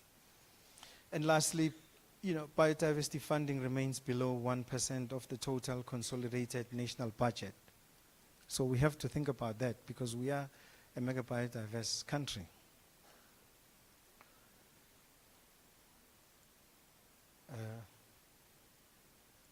Okay. So looking at the journey, we started in 2022 following the adoption of the Kunming-Montreal Global Biodiversity Framework. And the following year, we adopted the white paper as well for implementation. Then we started a process of setting up preliminary targets, that is the national targets in response to the Kunming-Montreal Global Biodiversity Framework targets. Carried national stakeholder consultations on the targets with, in some instances, targeted groups as per the targets, and all the way to drafting the first NBSEP, which we engaged through the joint working groups and also the BioFin, that is the Biodiversity Finance Initiatives. And we conducted public participation, so as part of today, and we will still consult further until we go all the way to cabinet. So this gives you a sense of the timeline that we are targeting that by October of this year, this must have gone through cabinet so that we can submit it to the Secretariat of the Convention on Biological Diversity. Quickly, what does it look like? I'm sure we've all seen the document, so I'm not going to spend much time on this. It's got the introduction that is broken down into what is the NBSEP and looking briefly at the previous NBSEPs. And then also the national context, which is important, especially since this document will be read by various people from across the world who have various interests and funders also. So then also there's the strategy part, which I've referred to, that defines the vision, the mission, the goals, the principles, and the theory of change, as well as there's a part that addresses the actions, which is the most important part, and implementation going forward. So the core part there is about the targets and the actions, and also the indicators. So this actually gives us a snapshot of what was the rationale of the approach, for instance, taken? Because unlike other, many countries, we adopted the approach of grouping targets together. Because what we've noted is that these targets are interlinked as you implement them. So then that's what we did. But realizing that conservation is not a standalone sort of area of work. There's all sorts of other factors, aspects that are influencing it. So once you start mainstreaming these, then you get that nice holistic approach and, get much more impact as well. It's also based on the theory of change and also has got clear national targets and target indicators as well. That's very important. Actions as well that are clear. So I think we will be getting into much more depth later on in the group discussion to, look into this thoroughly. So this just gives you a sense of what informed the approach and, how have we basically laid out each of these areas, that is the targets versus the indicators, actions, and the policy links, etc. This is basically to summarize the themes. We've got 12 themes, as I've indicated, that we've, as a result of grouping the targets together. And I'm sure you've seen the various breakaway sessions for today. And we look forward to engaging. So I'm not going to read all these. But I think it's important. I've chosen to take the sort of high-level summary theory of change rather than the more elaborate one, which is also in the document.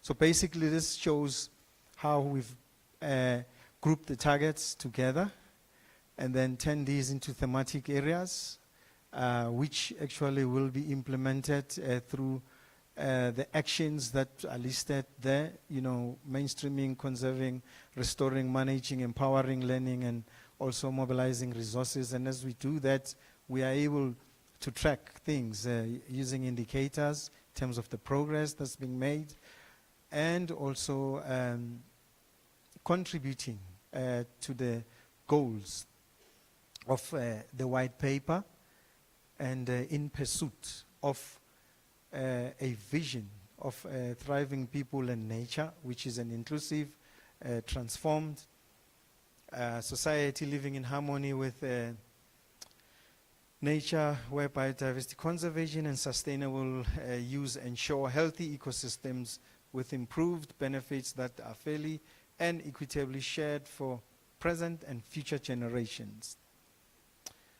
I'm not going to go through all these themes again. This is just to give you a sense of the layout and basically and how things are aligned. If you take the mainstreaming of biodiversity, for instance, so we have a national target that has got actions and indicators, and also how it aligns with the white paper, and which targets basically of the Kunming-Montreal Global Biodiversity Framework constitute that theme that resulted in that national target. So it's basically the same.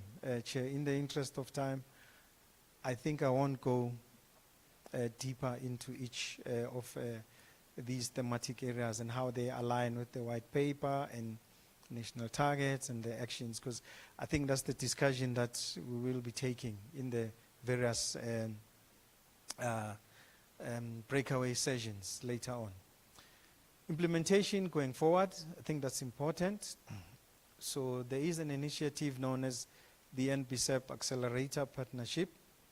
We have a facilitator in place now, and so we will be working on the coordination mechanism as one of the steps beyond this exercise of putting together the NBCEP and submitting it eventually to the Secretariat, the CBD Secretariat, and then also develop the National Biodiversity Framework, and then look at the work plans and reports, financial needs assessment, and biodiversity finance plan, and monitoring, and yeah, I think that's it, Chair. Thank you.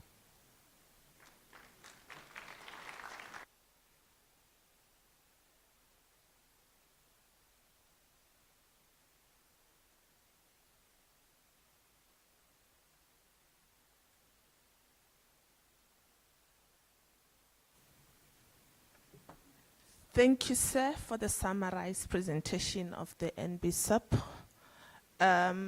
We are now getting into the reflections, but let me ask the congregation to give a hand of applause to all our speakers since we started in the morning.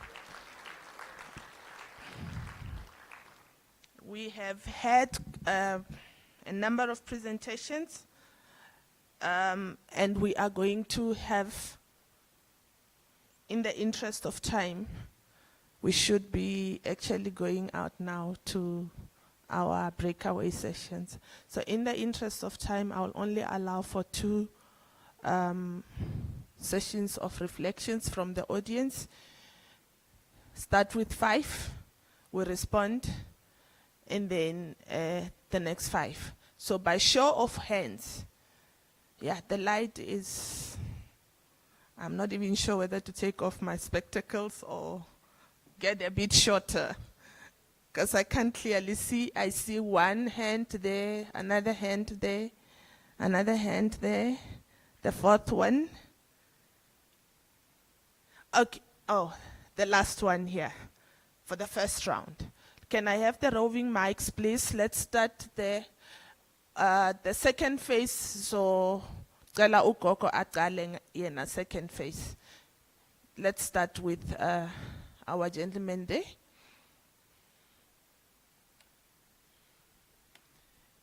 And please, the organizers from DFFE, assist me also to take the notes.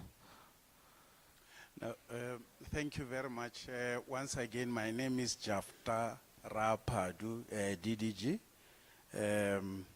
Let me start by thanking the DG for setting the tone as well, to say, for once we must sound progressive and have meaningful inputs. Program Director, I looked and listened very carefully at their presentations with appreciation. But the one thing that I've observed is the question of, I have not seen in all the presentation where they address the challenges that they came across in the 10 years. There are no challenges, and which gives us an opportunity for us to identify the challenges so we can grow. Firstly, I want to give, especially the officials, an opportunity for them to understand the position of the communities when we talk about the MBSEP. We are saying, we acknowledge that this MBSEP were developed and submitted to the CBD, or they've been in existence for the past 10 years. We acknowledge that there were 5 strategic priority areas that were submitted to the CBD. And I want to talk to at least the first 2, which I want to commend you for doing a great job, which is the policy framework and the institutional framework. You have done very well. All these policies that we were told about, your white paper, your national biodiversity policy, your national protected areas policy, game meat, rhino biodiversity, and elephant heritage strategy. All this, for us as communities, yes, we are part of it. We are part of it, and that is why we say, for those 2, you've done very well, all right? Secondly, you've done very well in what you call consultation. You have consulted, and then we want to applaud you on that one. Now the challenges. From the 3rd one to the 5th one, remember there were 5. From the 3rd one to the 5th, we have not done justice to them.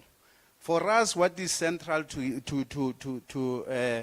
these priorities that were submitted to the CBD is your sustainable use of biodiversity. It's central to us because it talks to our livelihood, it talks to economic development, and it talks to socio-economic and equitable sharing. So those things at the moment, they are not addressed. So I looked at the DDG's presentation. There are a lot of numbers there, lot of numbers. We are saying we appreciate those numbers, but those numbers, we are still sitting with communities here that are not working. Those numbers, they should cascade to these people that are here. Those numbers, they do cascade to our people back at home. They are not yet there. So this priority, we have not fulfilled it, and then we are extremely doing bad when it comes to that priority. So it is my submission that when we say we are consulting, consultation is not necessarily inclusive participation and co-creation. So what happens here? Somebody, went to create these policies or this plan, because this is supposed to be the implementation plan. And we are supposed to come here and endorse it because next month it has to go to cabinet. So we are expected to come here and endorse it. You know what is going to happen? We are going to be lost in the process. We are going to see the process again in 10 years and see these numbers. So we are lost in the process. In the 10 years, we are lost, yet we are being consulted at this moment. And we want to be part of the process. We want to be co-creators of this process. So we are saying there are challenges. We expected that you should identify the challenges in the process so we can deal with them as we go over and approve the next plan. Thank you very much. Thank you, sir. Let's go to the next speaker, still on the same aisle.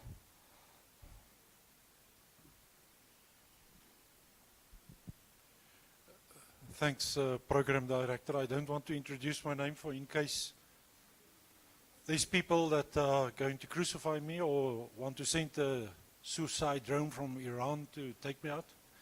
But I think I represent local government. I represent where the tire hits the road, the tar. We understand what is happening in our backyard. We understand that there are challenges all over. With regard to budgets, we have seen from the GDP, only 0.6% are allocated to environmental matters, and only 0.05% is allocated to biodiversity and conservation. And guess how much of that is coming to local government? 0. Because we don't get any funded mandates. With regard to NBSAP, we have been involved through consultation processes since 2005. I wonder if a case study is done at one of our local municipalities to see what happened in 2005 and what happened until now, and whether we have achieved any targets. It is easy to determine targets where officials and specialists that are appointed at local government level, where they can influence decisions and strategic decisions. We are not even involved in working group 4. People are taking decisions on our behalf and then think it is going to happen on the ground. We are dealing with real problems, real challenges, where there's a total disjuncture between the need for agriculture in terms of the Agriculture Protected Areas Act, where there's a need for mining, where there's a need for biodiversity and conservation. And I promise you now, none of these government departments are talking even the same language. Yet we are sitting on the ground and we must make something work. That brings me to some of the challenges that I've identified with the NBSAP, which I'm not going to to deal in detail, but we know that there's severe financial and resource gaps. We know that there's legislative and governance shortcomings, especially with fragmented legal mandates. We know that there's transformation and socioeconomic gaps, especially the sluggish sector transformation, which the DG has highlighted. I think it is a critical component because we don't bring the right people on board. We know that there's climate vulnerability and data deficits on which we are basing our targets. We don't understand the complicated manner in which compounded climate change impacts are affecting the data deficit that we are currently talking about. But let me just focus on two issues, Program Director, from local government perspective. And that is the fragmented legal mandate and responsibilities. I want to read to you what was decided in 2022 during a EMI Legotla. It says here, in terms of biodiversity planning and monitoring, and this doesn't come from me, it comes from national, from DFFE. It was clearly demonstrated and argued that the roles of EMIs at local government levels on the green subsector are by far more effective to achieve the goals of monitoring and enforce norms and standards and conduct planning and monitoring. It was highlighted that there is a turf war between national and province and local government, where when we try to get a mandate, we don't get it. We ask for legal reform, we don't get it. Instead, there's different even opinions and interpretations with what the Constitution is saying. So I can elaborate on how I interpret the Constitution from a legal point of view, and it is conveniently overlooked because there's ivory towers that prevents the delegation and the mandates to be given to local government officials. Let me give you an example.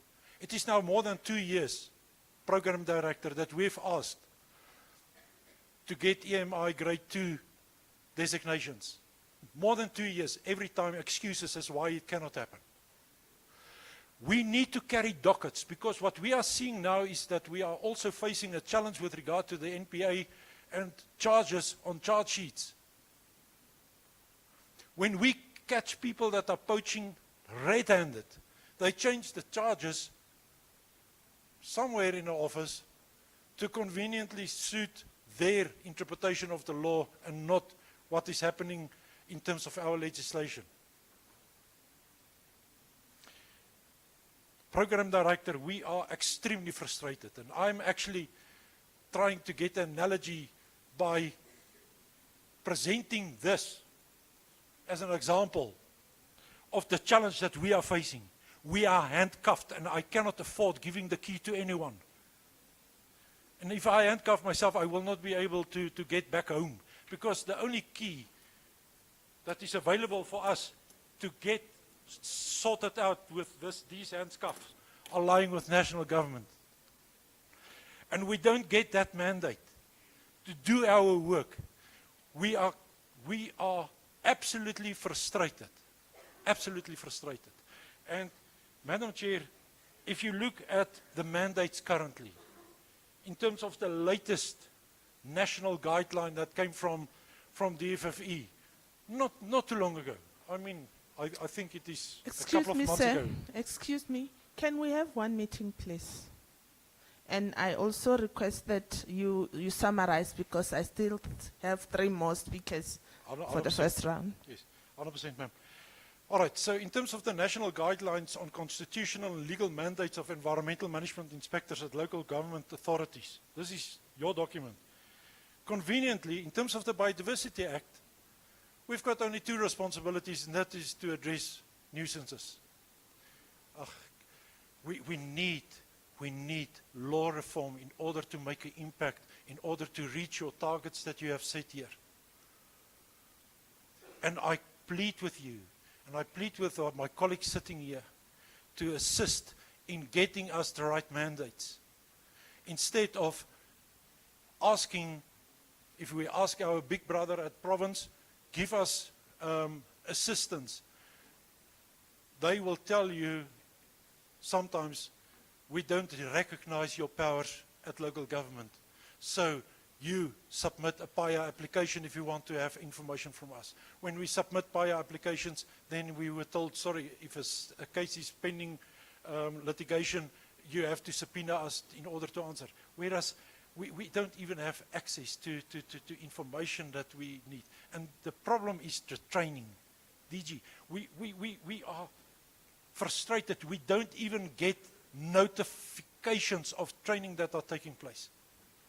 Somewhere is a bottleneck. And we need to address that in order to fulfill the function that we know we can do best in order to achieve your targets. Thanks. Thank you. Just a plea to all the other speakers. We know that so many of us are frustrated in this room about many things. But I humbly request that we get straight to the point so we are able to address those that we can and refer some of those comments and or opinions to the breakaway sessions, because some of these things will be unpacked therein. But I plead, without you compromising the context of your concerns or whatever you need to raise, but go straight to the point. Thank you. Next speaker, same, I think it was the same aisle. There's a gentleman there.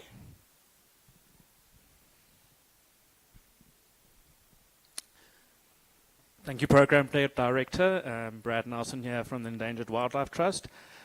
Just a point of clarity, please, on process.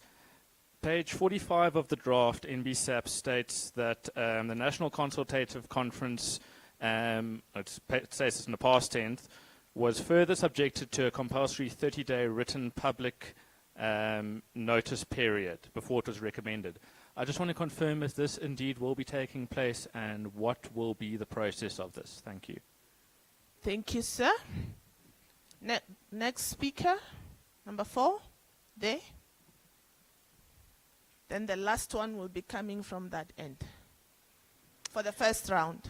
Thank you, Madam Program Director. My name is Ingrid Kutsia. I'm from ICLEI Local Governments for Sustainability. I firstly want to commend the department and the team that was involved in a very, very consultative and comprehensive process. I work globally, so I see a lot of these NBSAPs, and I can assure people here that this is one of the better ones. But I do think that there are opportunities that we can optimize, particularly in respect of local governments. And I think what we need there, I realize this is an NBSAP, but what we probably need there is something at a more operational level. So I want to be quite practical, and I think there are a few areas that we can come up with plans, for example, around exactly how we can mainstream biodiversity more effectively, how we can optimize innovative finance solutions to cover some of that budget deficit and investment deficit at the lower level, and finally how we can help local governments through monitoring and reporting to feed into the national reports, particularly because we're seeing globally there is a recognition, and it's also recognized in this NBSAP, that contributions from municipalities, from local governments and other levels of subnational government are critical to achieving national and global targets. Thank you. Thank you, ma'am. To our last speaker for the first round, right in front here.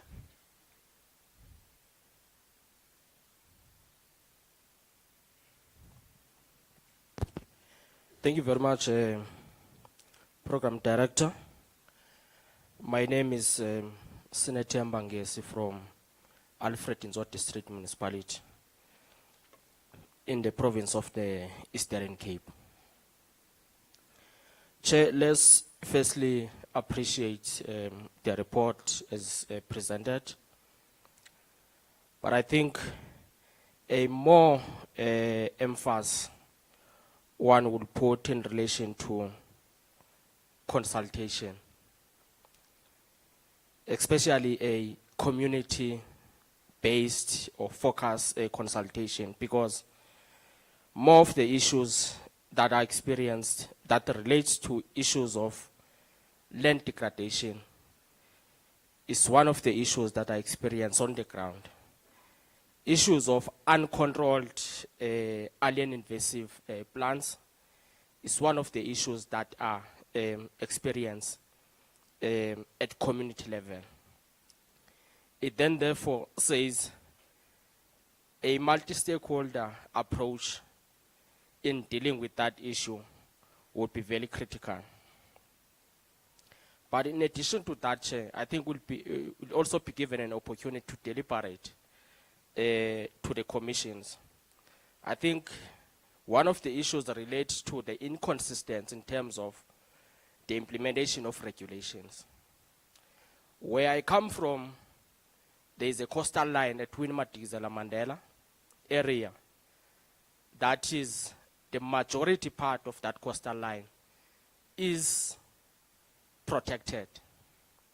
Protected from who, for how long?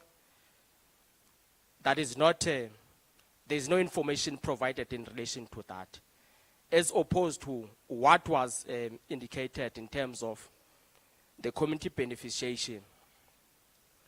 But I think we'll then be given an opportunity to deliberate on such issues in terms of the inconsistency of the application of regulations. The last one, Chair, relates to the importance of the DDM. There's a document that was established by government which seeks to ensure that all stakeholders work together in relation to any development. And I think it is very critical for us to achieve whatever that we want to achieve, to work together as different stakeholders at local level. Thank you very much, Chair. Thank you so much to our first 5 speakers. DG, by the powers vested in me by yourself, I will only request one question to be answered directly. And it refers to the consultation process, the IGR one, in terms of the 30 days that were indicated in page 45 of the current draft, to say, is that going to happen? Then I'll give remarks on the other 5. Who's responding to that? Ntaka? DDG?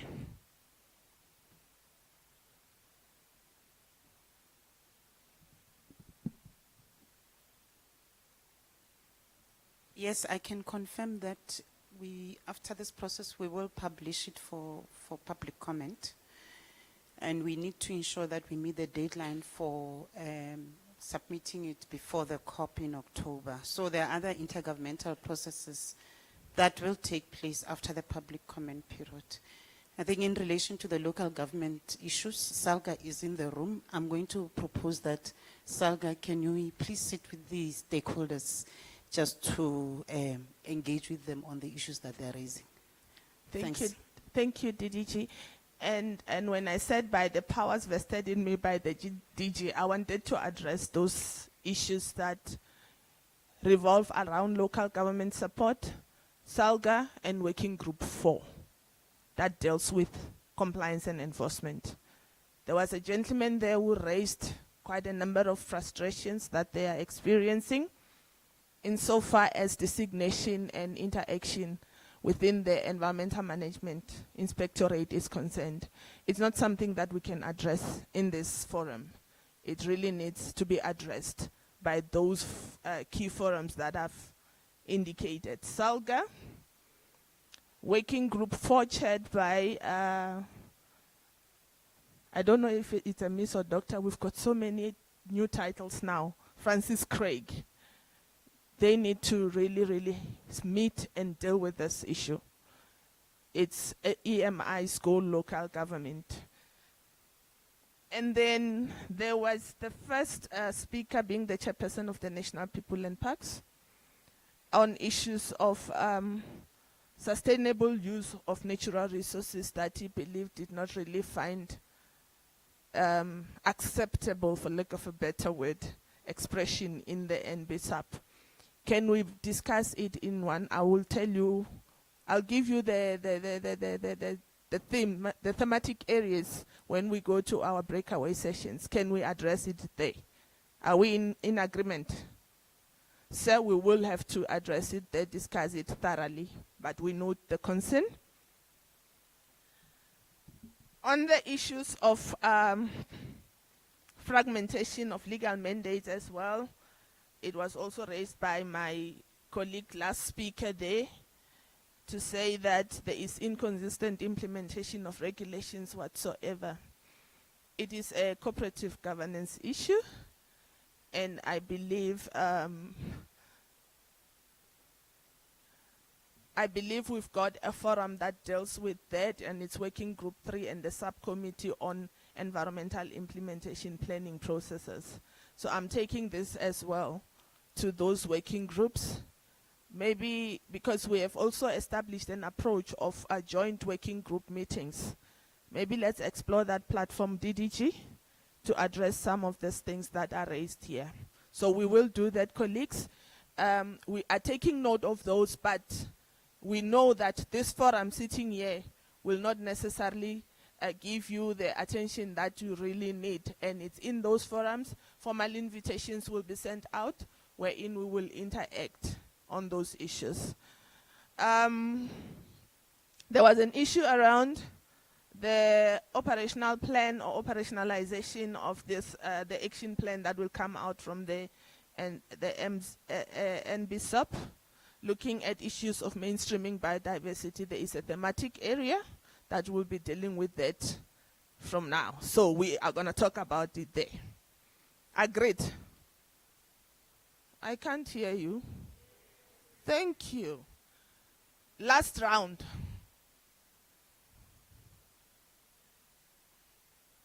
One, two, three. Sorry, I have to deter the light, ne? I'm not being rude. Only 3 hands. Go. Going once. 4. Going once. 5. Then we are done. The rest of the issues, we will raise them at our breakaway sessions. Let's start here, then we will add on the other side. Number 4 is here. Thanks very much. My name is Jane Maloney, and I chair the working group on biodiversity at Business Unity South Africa. I would like to compliment the department and SANB on the work that they've done. There has been extensive consultation. Yes, there are issues. Biodiversity is complex. It is complex. And government does tend to act in silos. It is extremely difficult to implement policy across all of those silos, across all, the whole of society, the whole of government, the whole of business. But I am encouraged as a representative of business. I am encouraged around Target 15. I look forward to the implementation. We at business are seeing more and more companies reporting. We are seeing more companies aware of their dependencies on nature. And I think that that is a good start. So just a positive statement, not a question, just a positive statement from BUSA on this process. Thank you. A profound end clap for that. We are being commended for the work we are doing. Second speaker.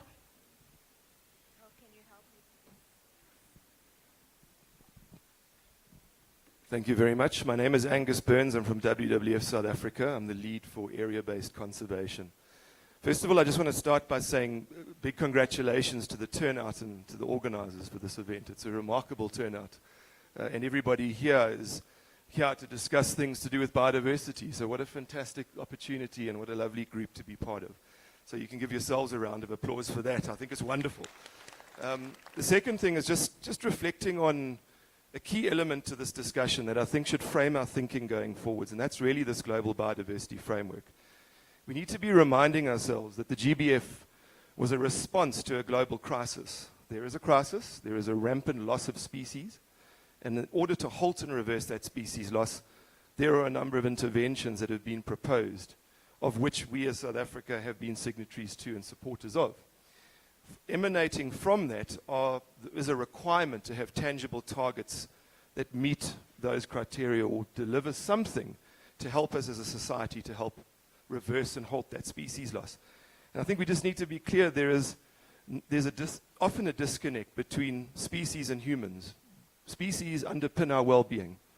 We all need them for our survival.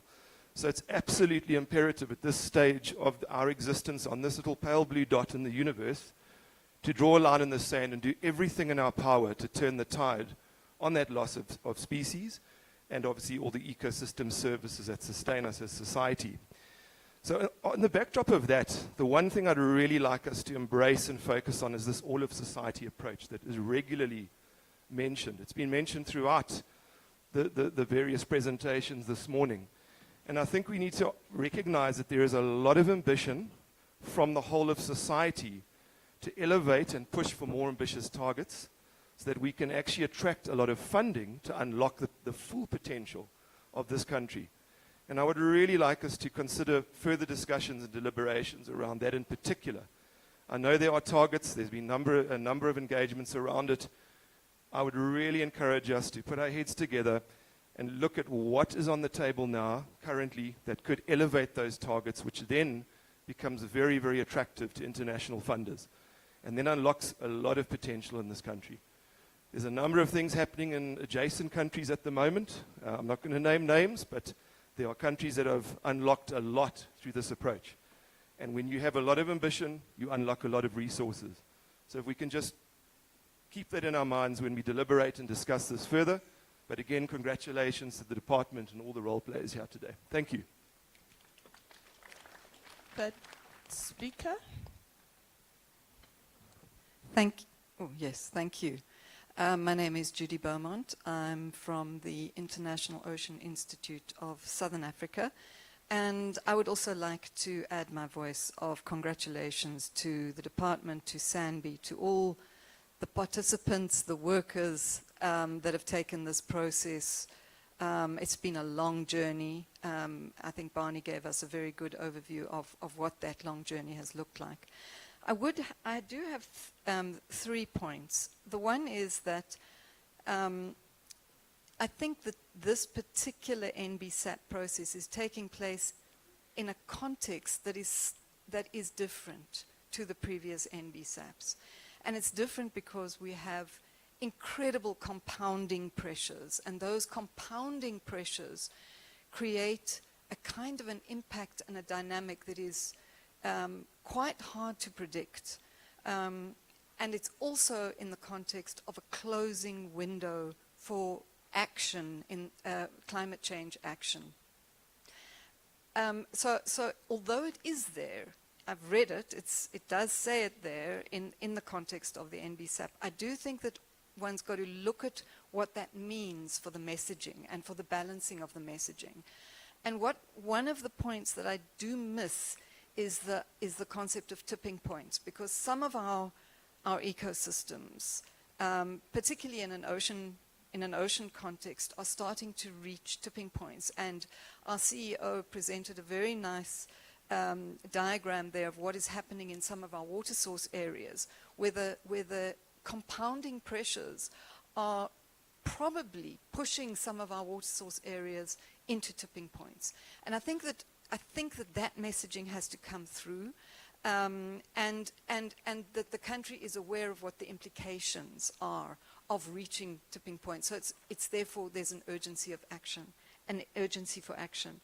So it's really balancing the messaging of growing pressures, urgency, the economic and social value,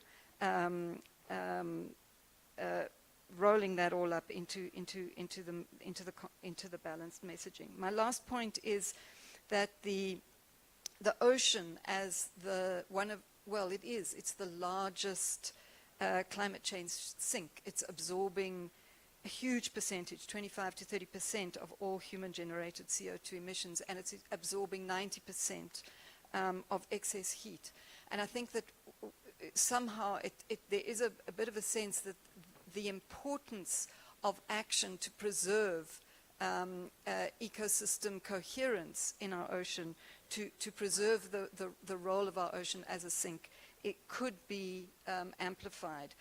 Restoring blue carbon ecosystems, coastal habitats that support the ocean as a sink. Thank you. Thank you. Let's go to the speaker there.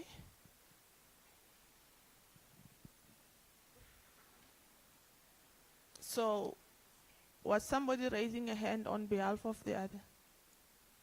Oh, there you go. Thank you so much. Good morning, good afternoon, ladies and gentlemen. Thank you so much. It's a pleasure to be here with you today.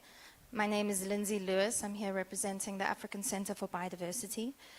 And first, of course, to say, well done to all involved to get us to this point. I'd like to just raise 2 points. The first thing is on process.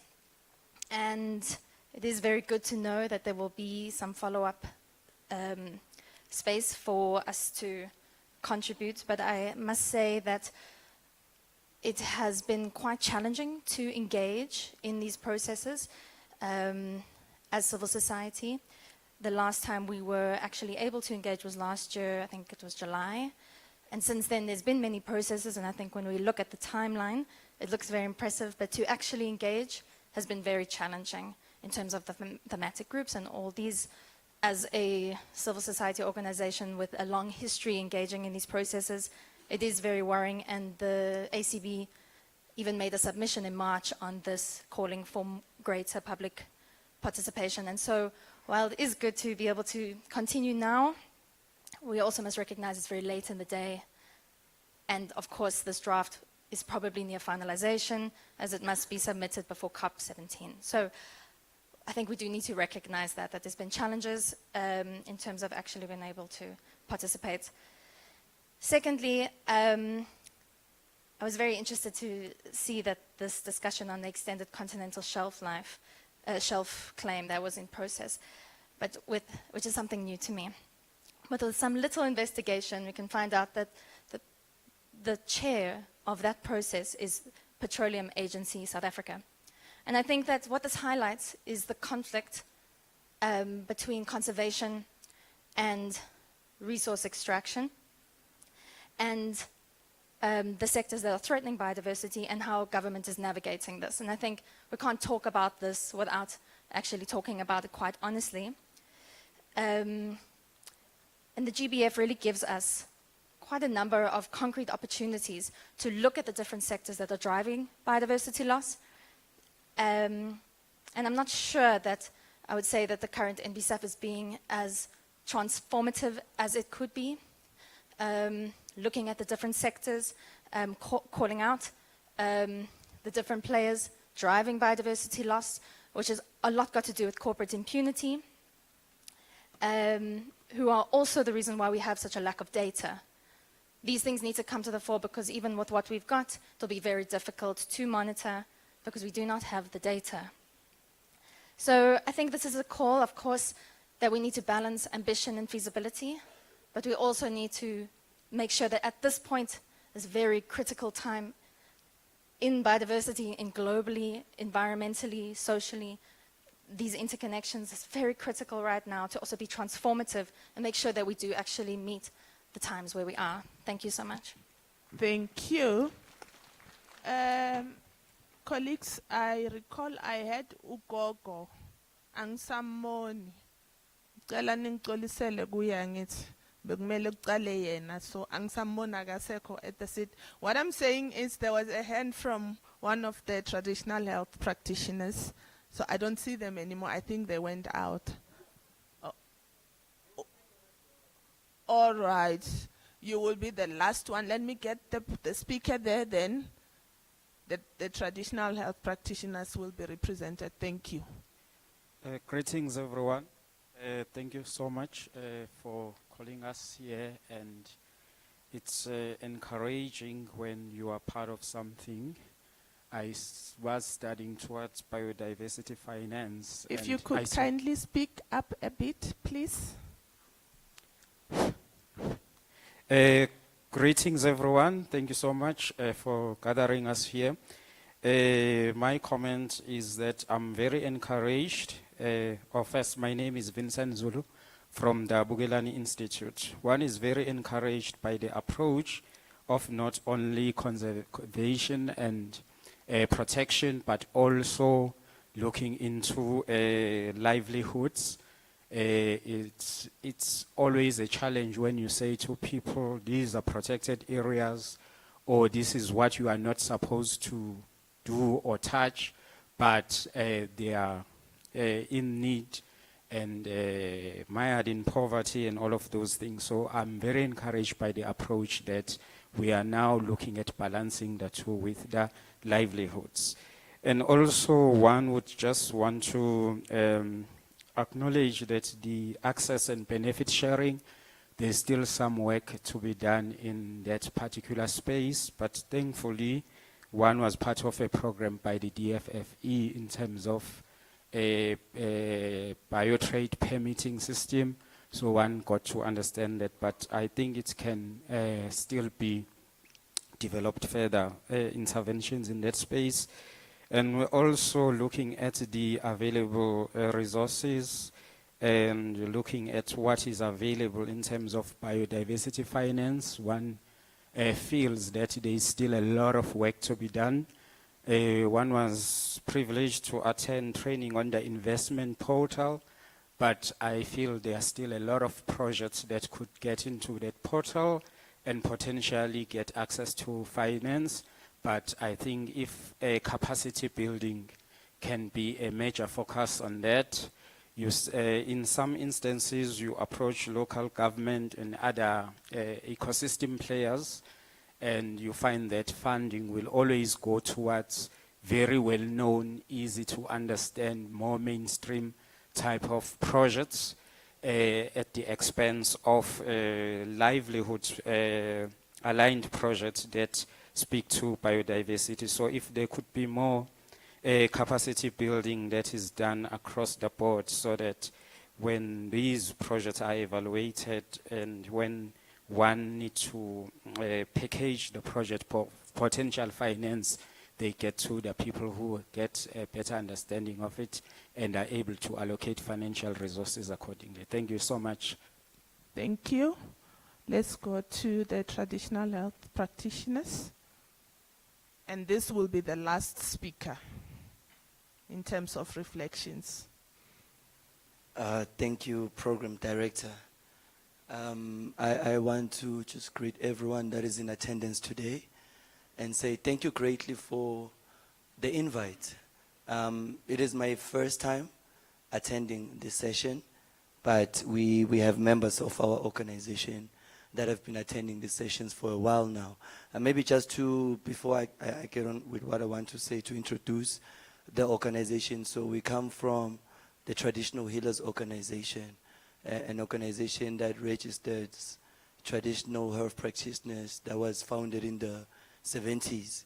So we form a really important part of such conversations, because us being here is a representation of the people that are actually engaging with this space on a very rural and local level. We speak for the traditional people. As someone who is currently in initiation school as a Sangoma in Mpumalanga, I'm always in the bush, harvesting these herbs. So I can then appreciate such conversations, because now I really want to know, how do we then get properly integrated into this system? Because I think in the past, these conversations would leave us out. These are the decisions that would be made on our behalf. Yet when you look at the nature of South Africa currently, we as the locals, we form a very large group of the people that engage with our natural resources. So I'm really, really appreciative of the fact that you have seen the need to have us in this type of sessions as the traditional people that are actually engaging with nature, probably more than a lot of people that are in attendance. But maybe this is not usually known because we hardly ever get this type of invite. So this is just me on behalf of all traditional healers to say thank you for finding the need to have us here. Thank you so much. Colleagues, most of the speakers were commending us on the work that we've done so far. There was just a few that I'm going to refer to the breakaway sessions. There was a matter around tangible targets that respond to the Global Biodiversity Framework. We will discuss it in one of the breakaway sessions. There was an issue around climate change. I'll close with that as part of my remarks. But it will also be discussed in one of the biggest breakaway sessions, climate change resilience. The issue of conflicting land users. We've got our intergovernmental structures that are fully functional, your working groups, MinTech and MinMec. And I should think this is the platform wherein we should be raising this through our local institutions. Then they are then referred to the working groups through the reps that are selected, and these intergovernmental forums are led by government. So irrespective of where you're coming from, if you are local government, you will have to consult with SALGA. They do attend those. They've got different representatives. Then it's cascaded up into the working groups, the MinTech rather, and the MinMec, and there are those ones that may eventually require cabinet endorsement, but that is the process where we deal with issues of conflicting land users. Then we were also commended for looking at the balancing of the livelihoods. However, there was an emphasis for us to look at issues of access and benefit sharing. We need to strengthen that. So in the breakaway session that deals with that, please be mindful of that. And resource mobilization keeps popping up. But what came up now is that how do we then attract international investments? That is one of the things that came up. So the group that will deal with resource mobilization, be mindful of that. As we move towards introduction, can I have communication already flighting the slides on how the breakaway sessions are going to? Oh, I'm seeing something different there. Can we sync? Colleagues, we are going to move to the breakaway sessions. We have taken time into our tea break. So we are going to have a working tea session.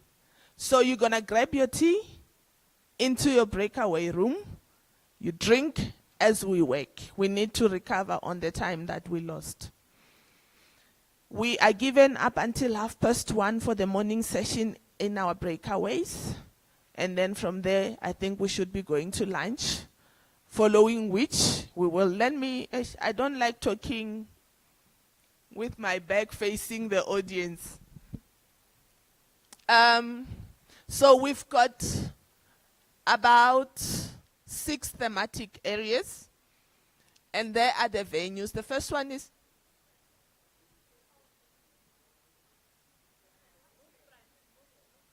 move forward. Am I fine now?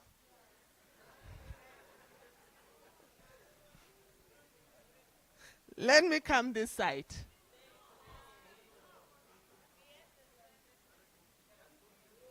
Hey. You will tell me if... Thank you. Okay. We've got the first thematic area that is going to deal with ecosystem restoration, ecological infrastructure, climate resilience, pollution, and waste management. You heard me, I said we've got the biggest breakaway session. And that is going to happen in the venue of King Shaka.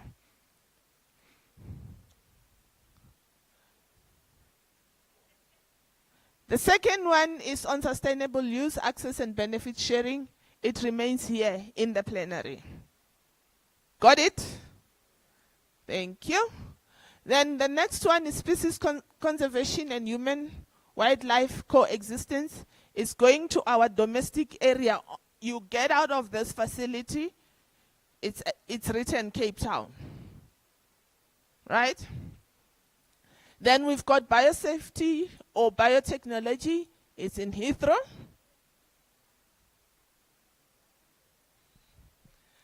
Then we've got ecosystem conservation. We are going to Marco Polo. Then we've got biodiversity mainstreaming at the auditorium.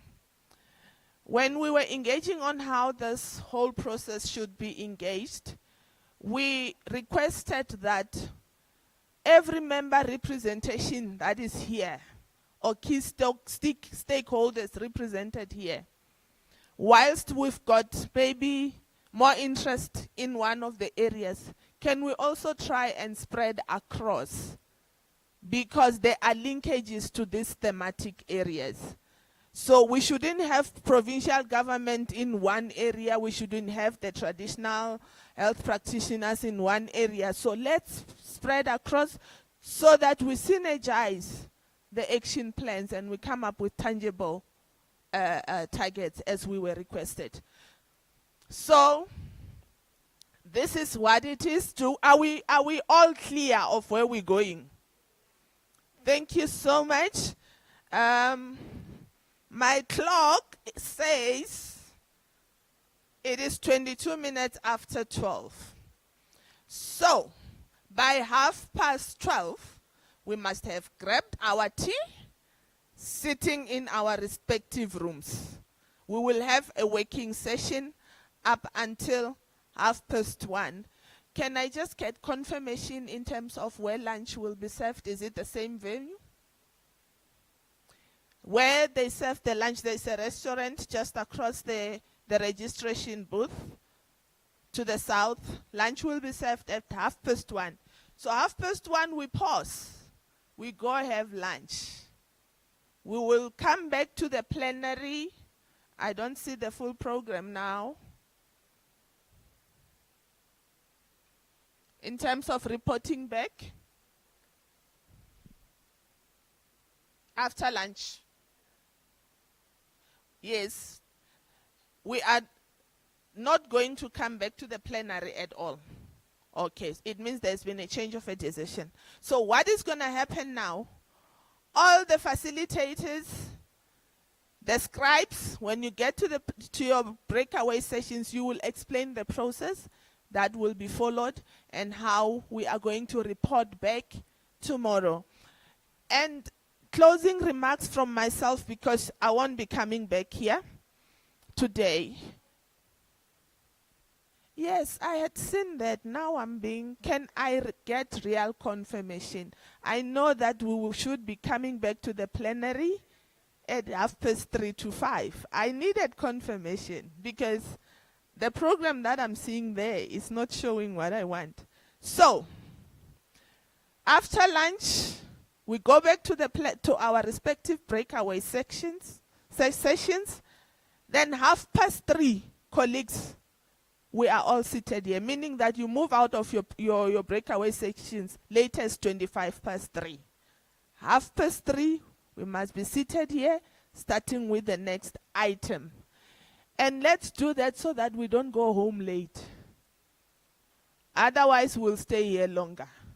The ball is in your court. But colleagues, what I picked up reminded me of what one of the professors said when I was doing my first degree some years ago in the 90s. They said, environmental perceptions shape environmental behavior. And the issues we are dealing with here are central to this statement. What we have been doing has caught us off guard. Some of you may have watched a movie called Day After Tomorrow. It was a sci-fi. We never thought it's reality. We thought filmmakers were trying to make money out of us. until today we realize that climate change is here. Mitigation, yes, we can have scientific data, but we have to move very fast in terms of adaptation. As we go and discuss this, climate change mainstreaming in all these thematic areas need to be addressed. Thank you, colleagues. Let's move out to our breakaway sessions.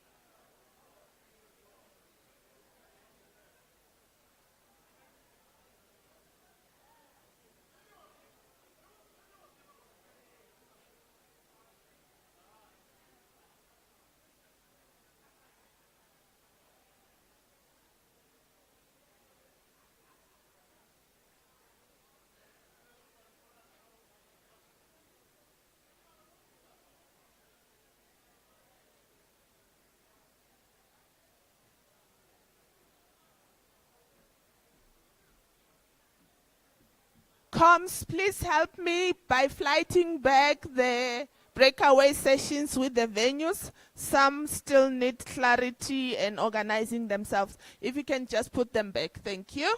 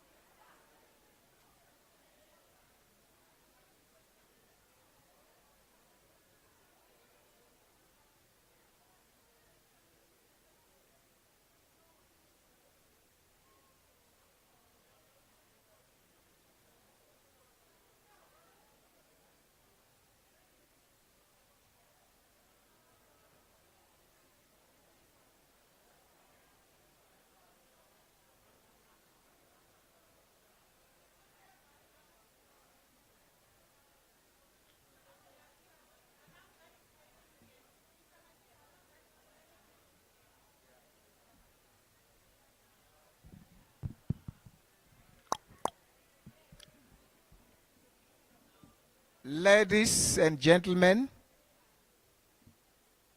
the thematic area, sustainable use, access and benefit sharing, it's in the plenary. Please, if you haven't, grab your tea, coffee, and come back here because we need to start. We do have very limited time. It's now past. So which means we now have got exactly 1 hour.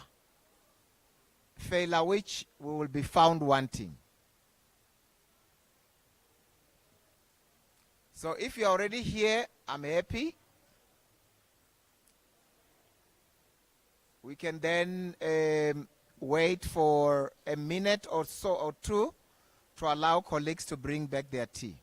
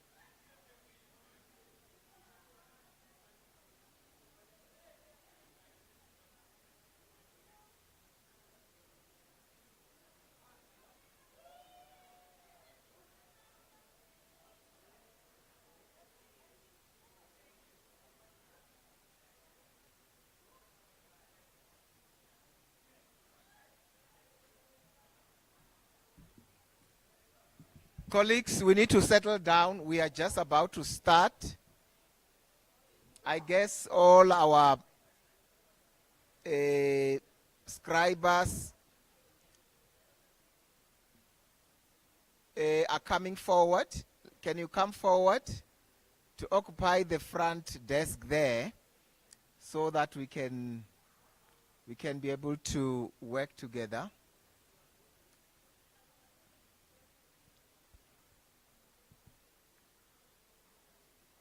Let me repeat, all the scribers, facilitators, please come to the front desk.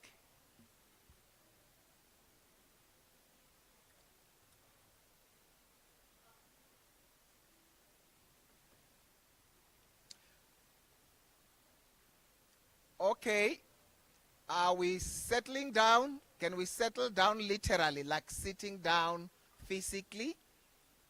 Because I want to get an indication that we are ready now.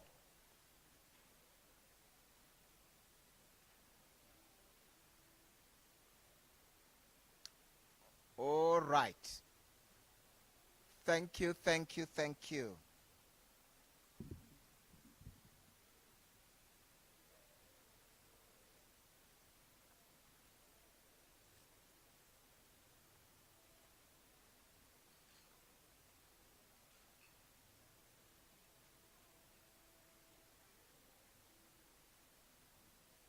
I know it's always interesting to sit at the back. Is it possible that we move forward? Please, can we move forward here, all of us? Let's occupy the front desks here. 1, 2, 3, 4, 5 rows. Can we move forward so that we are together? It's a very important session, colleagues. Whatever we're going to discuss here has got bearing in many respects. Bearing for the environment, bearing for livelihood, and bearing for the economy. So it's important that we look at each other's eyes and say, how do we get this right?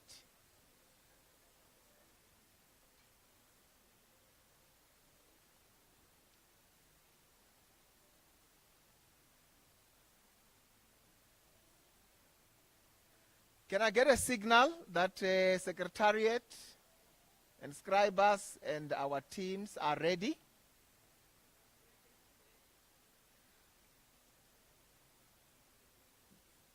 Can somebody with a rally voice just go outside in the foyer and please rally the team that should be here to be back now?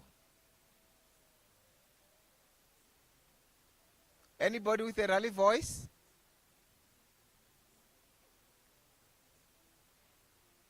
Ah, it's my brother there. Please just bring them.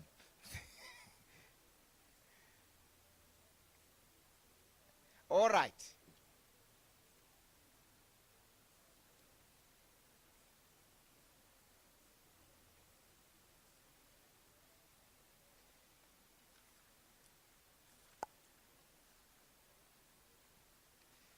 Colleagues, thank you very much for joining this very important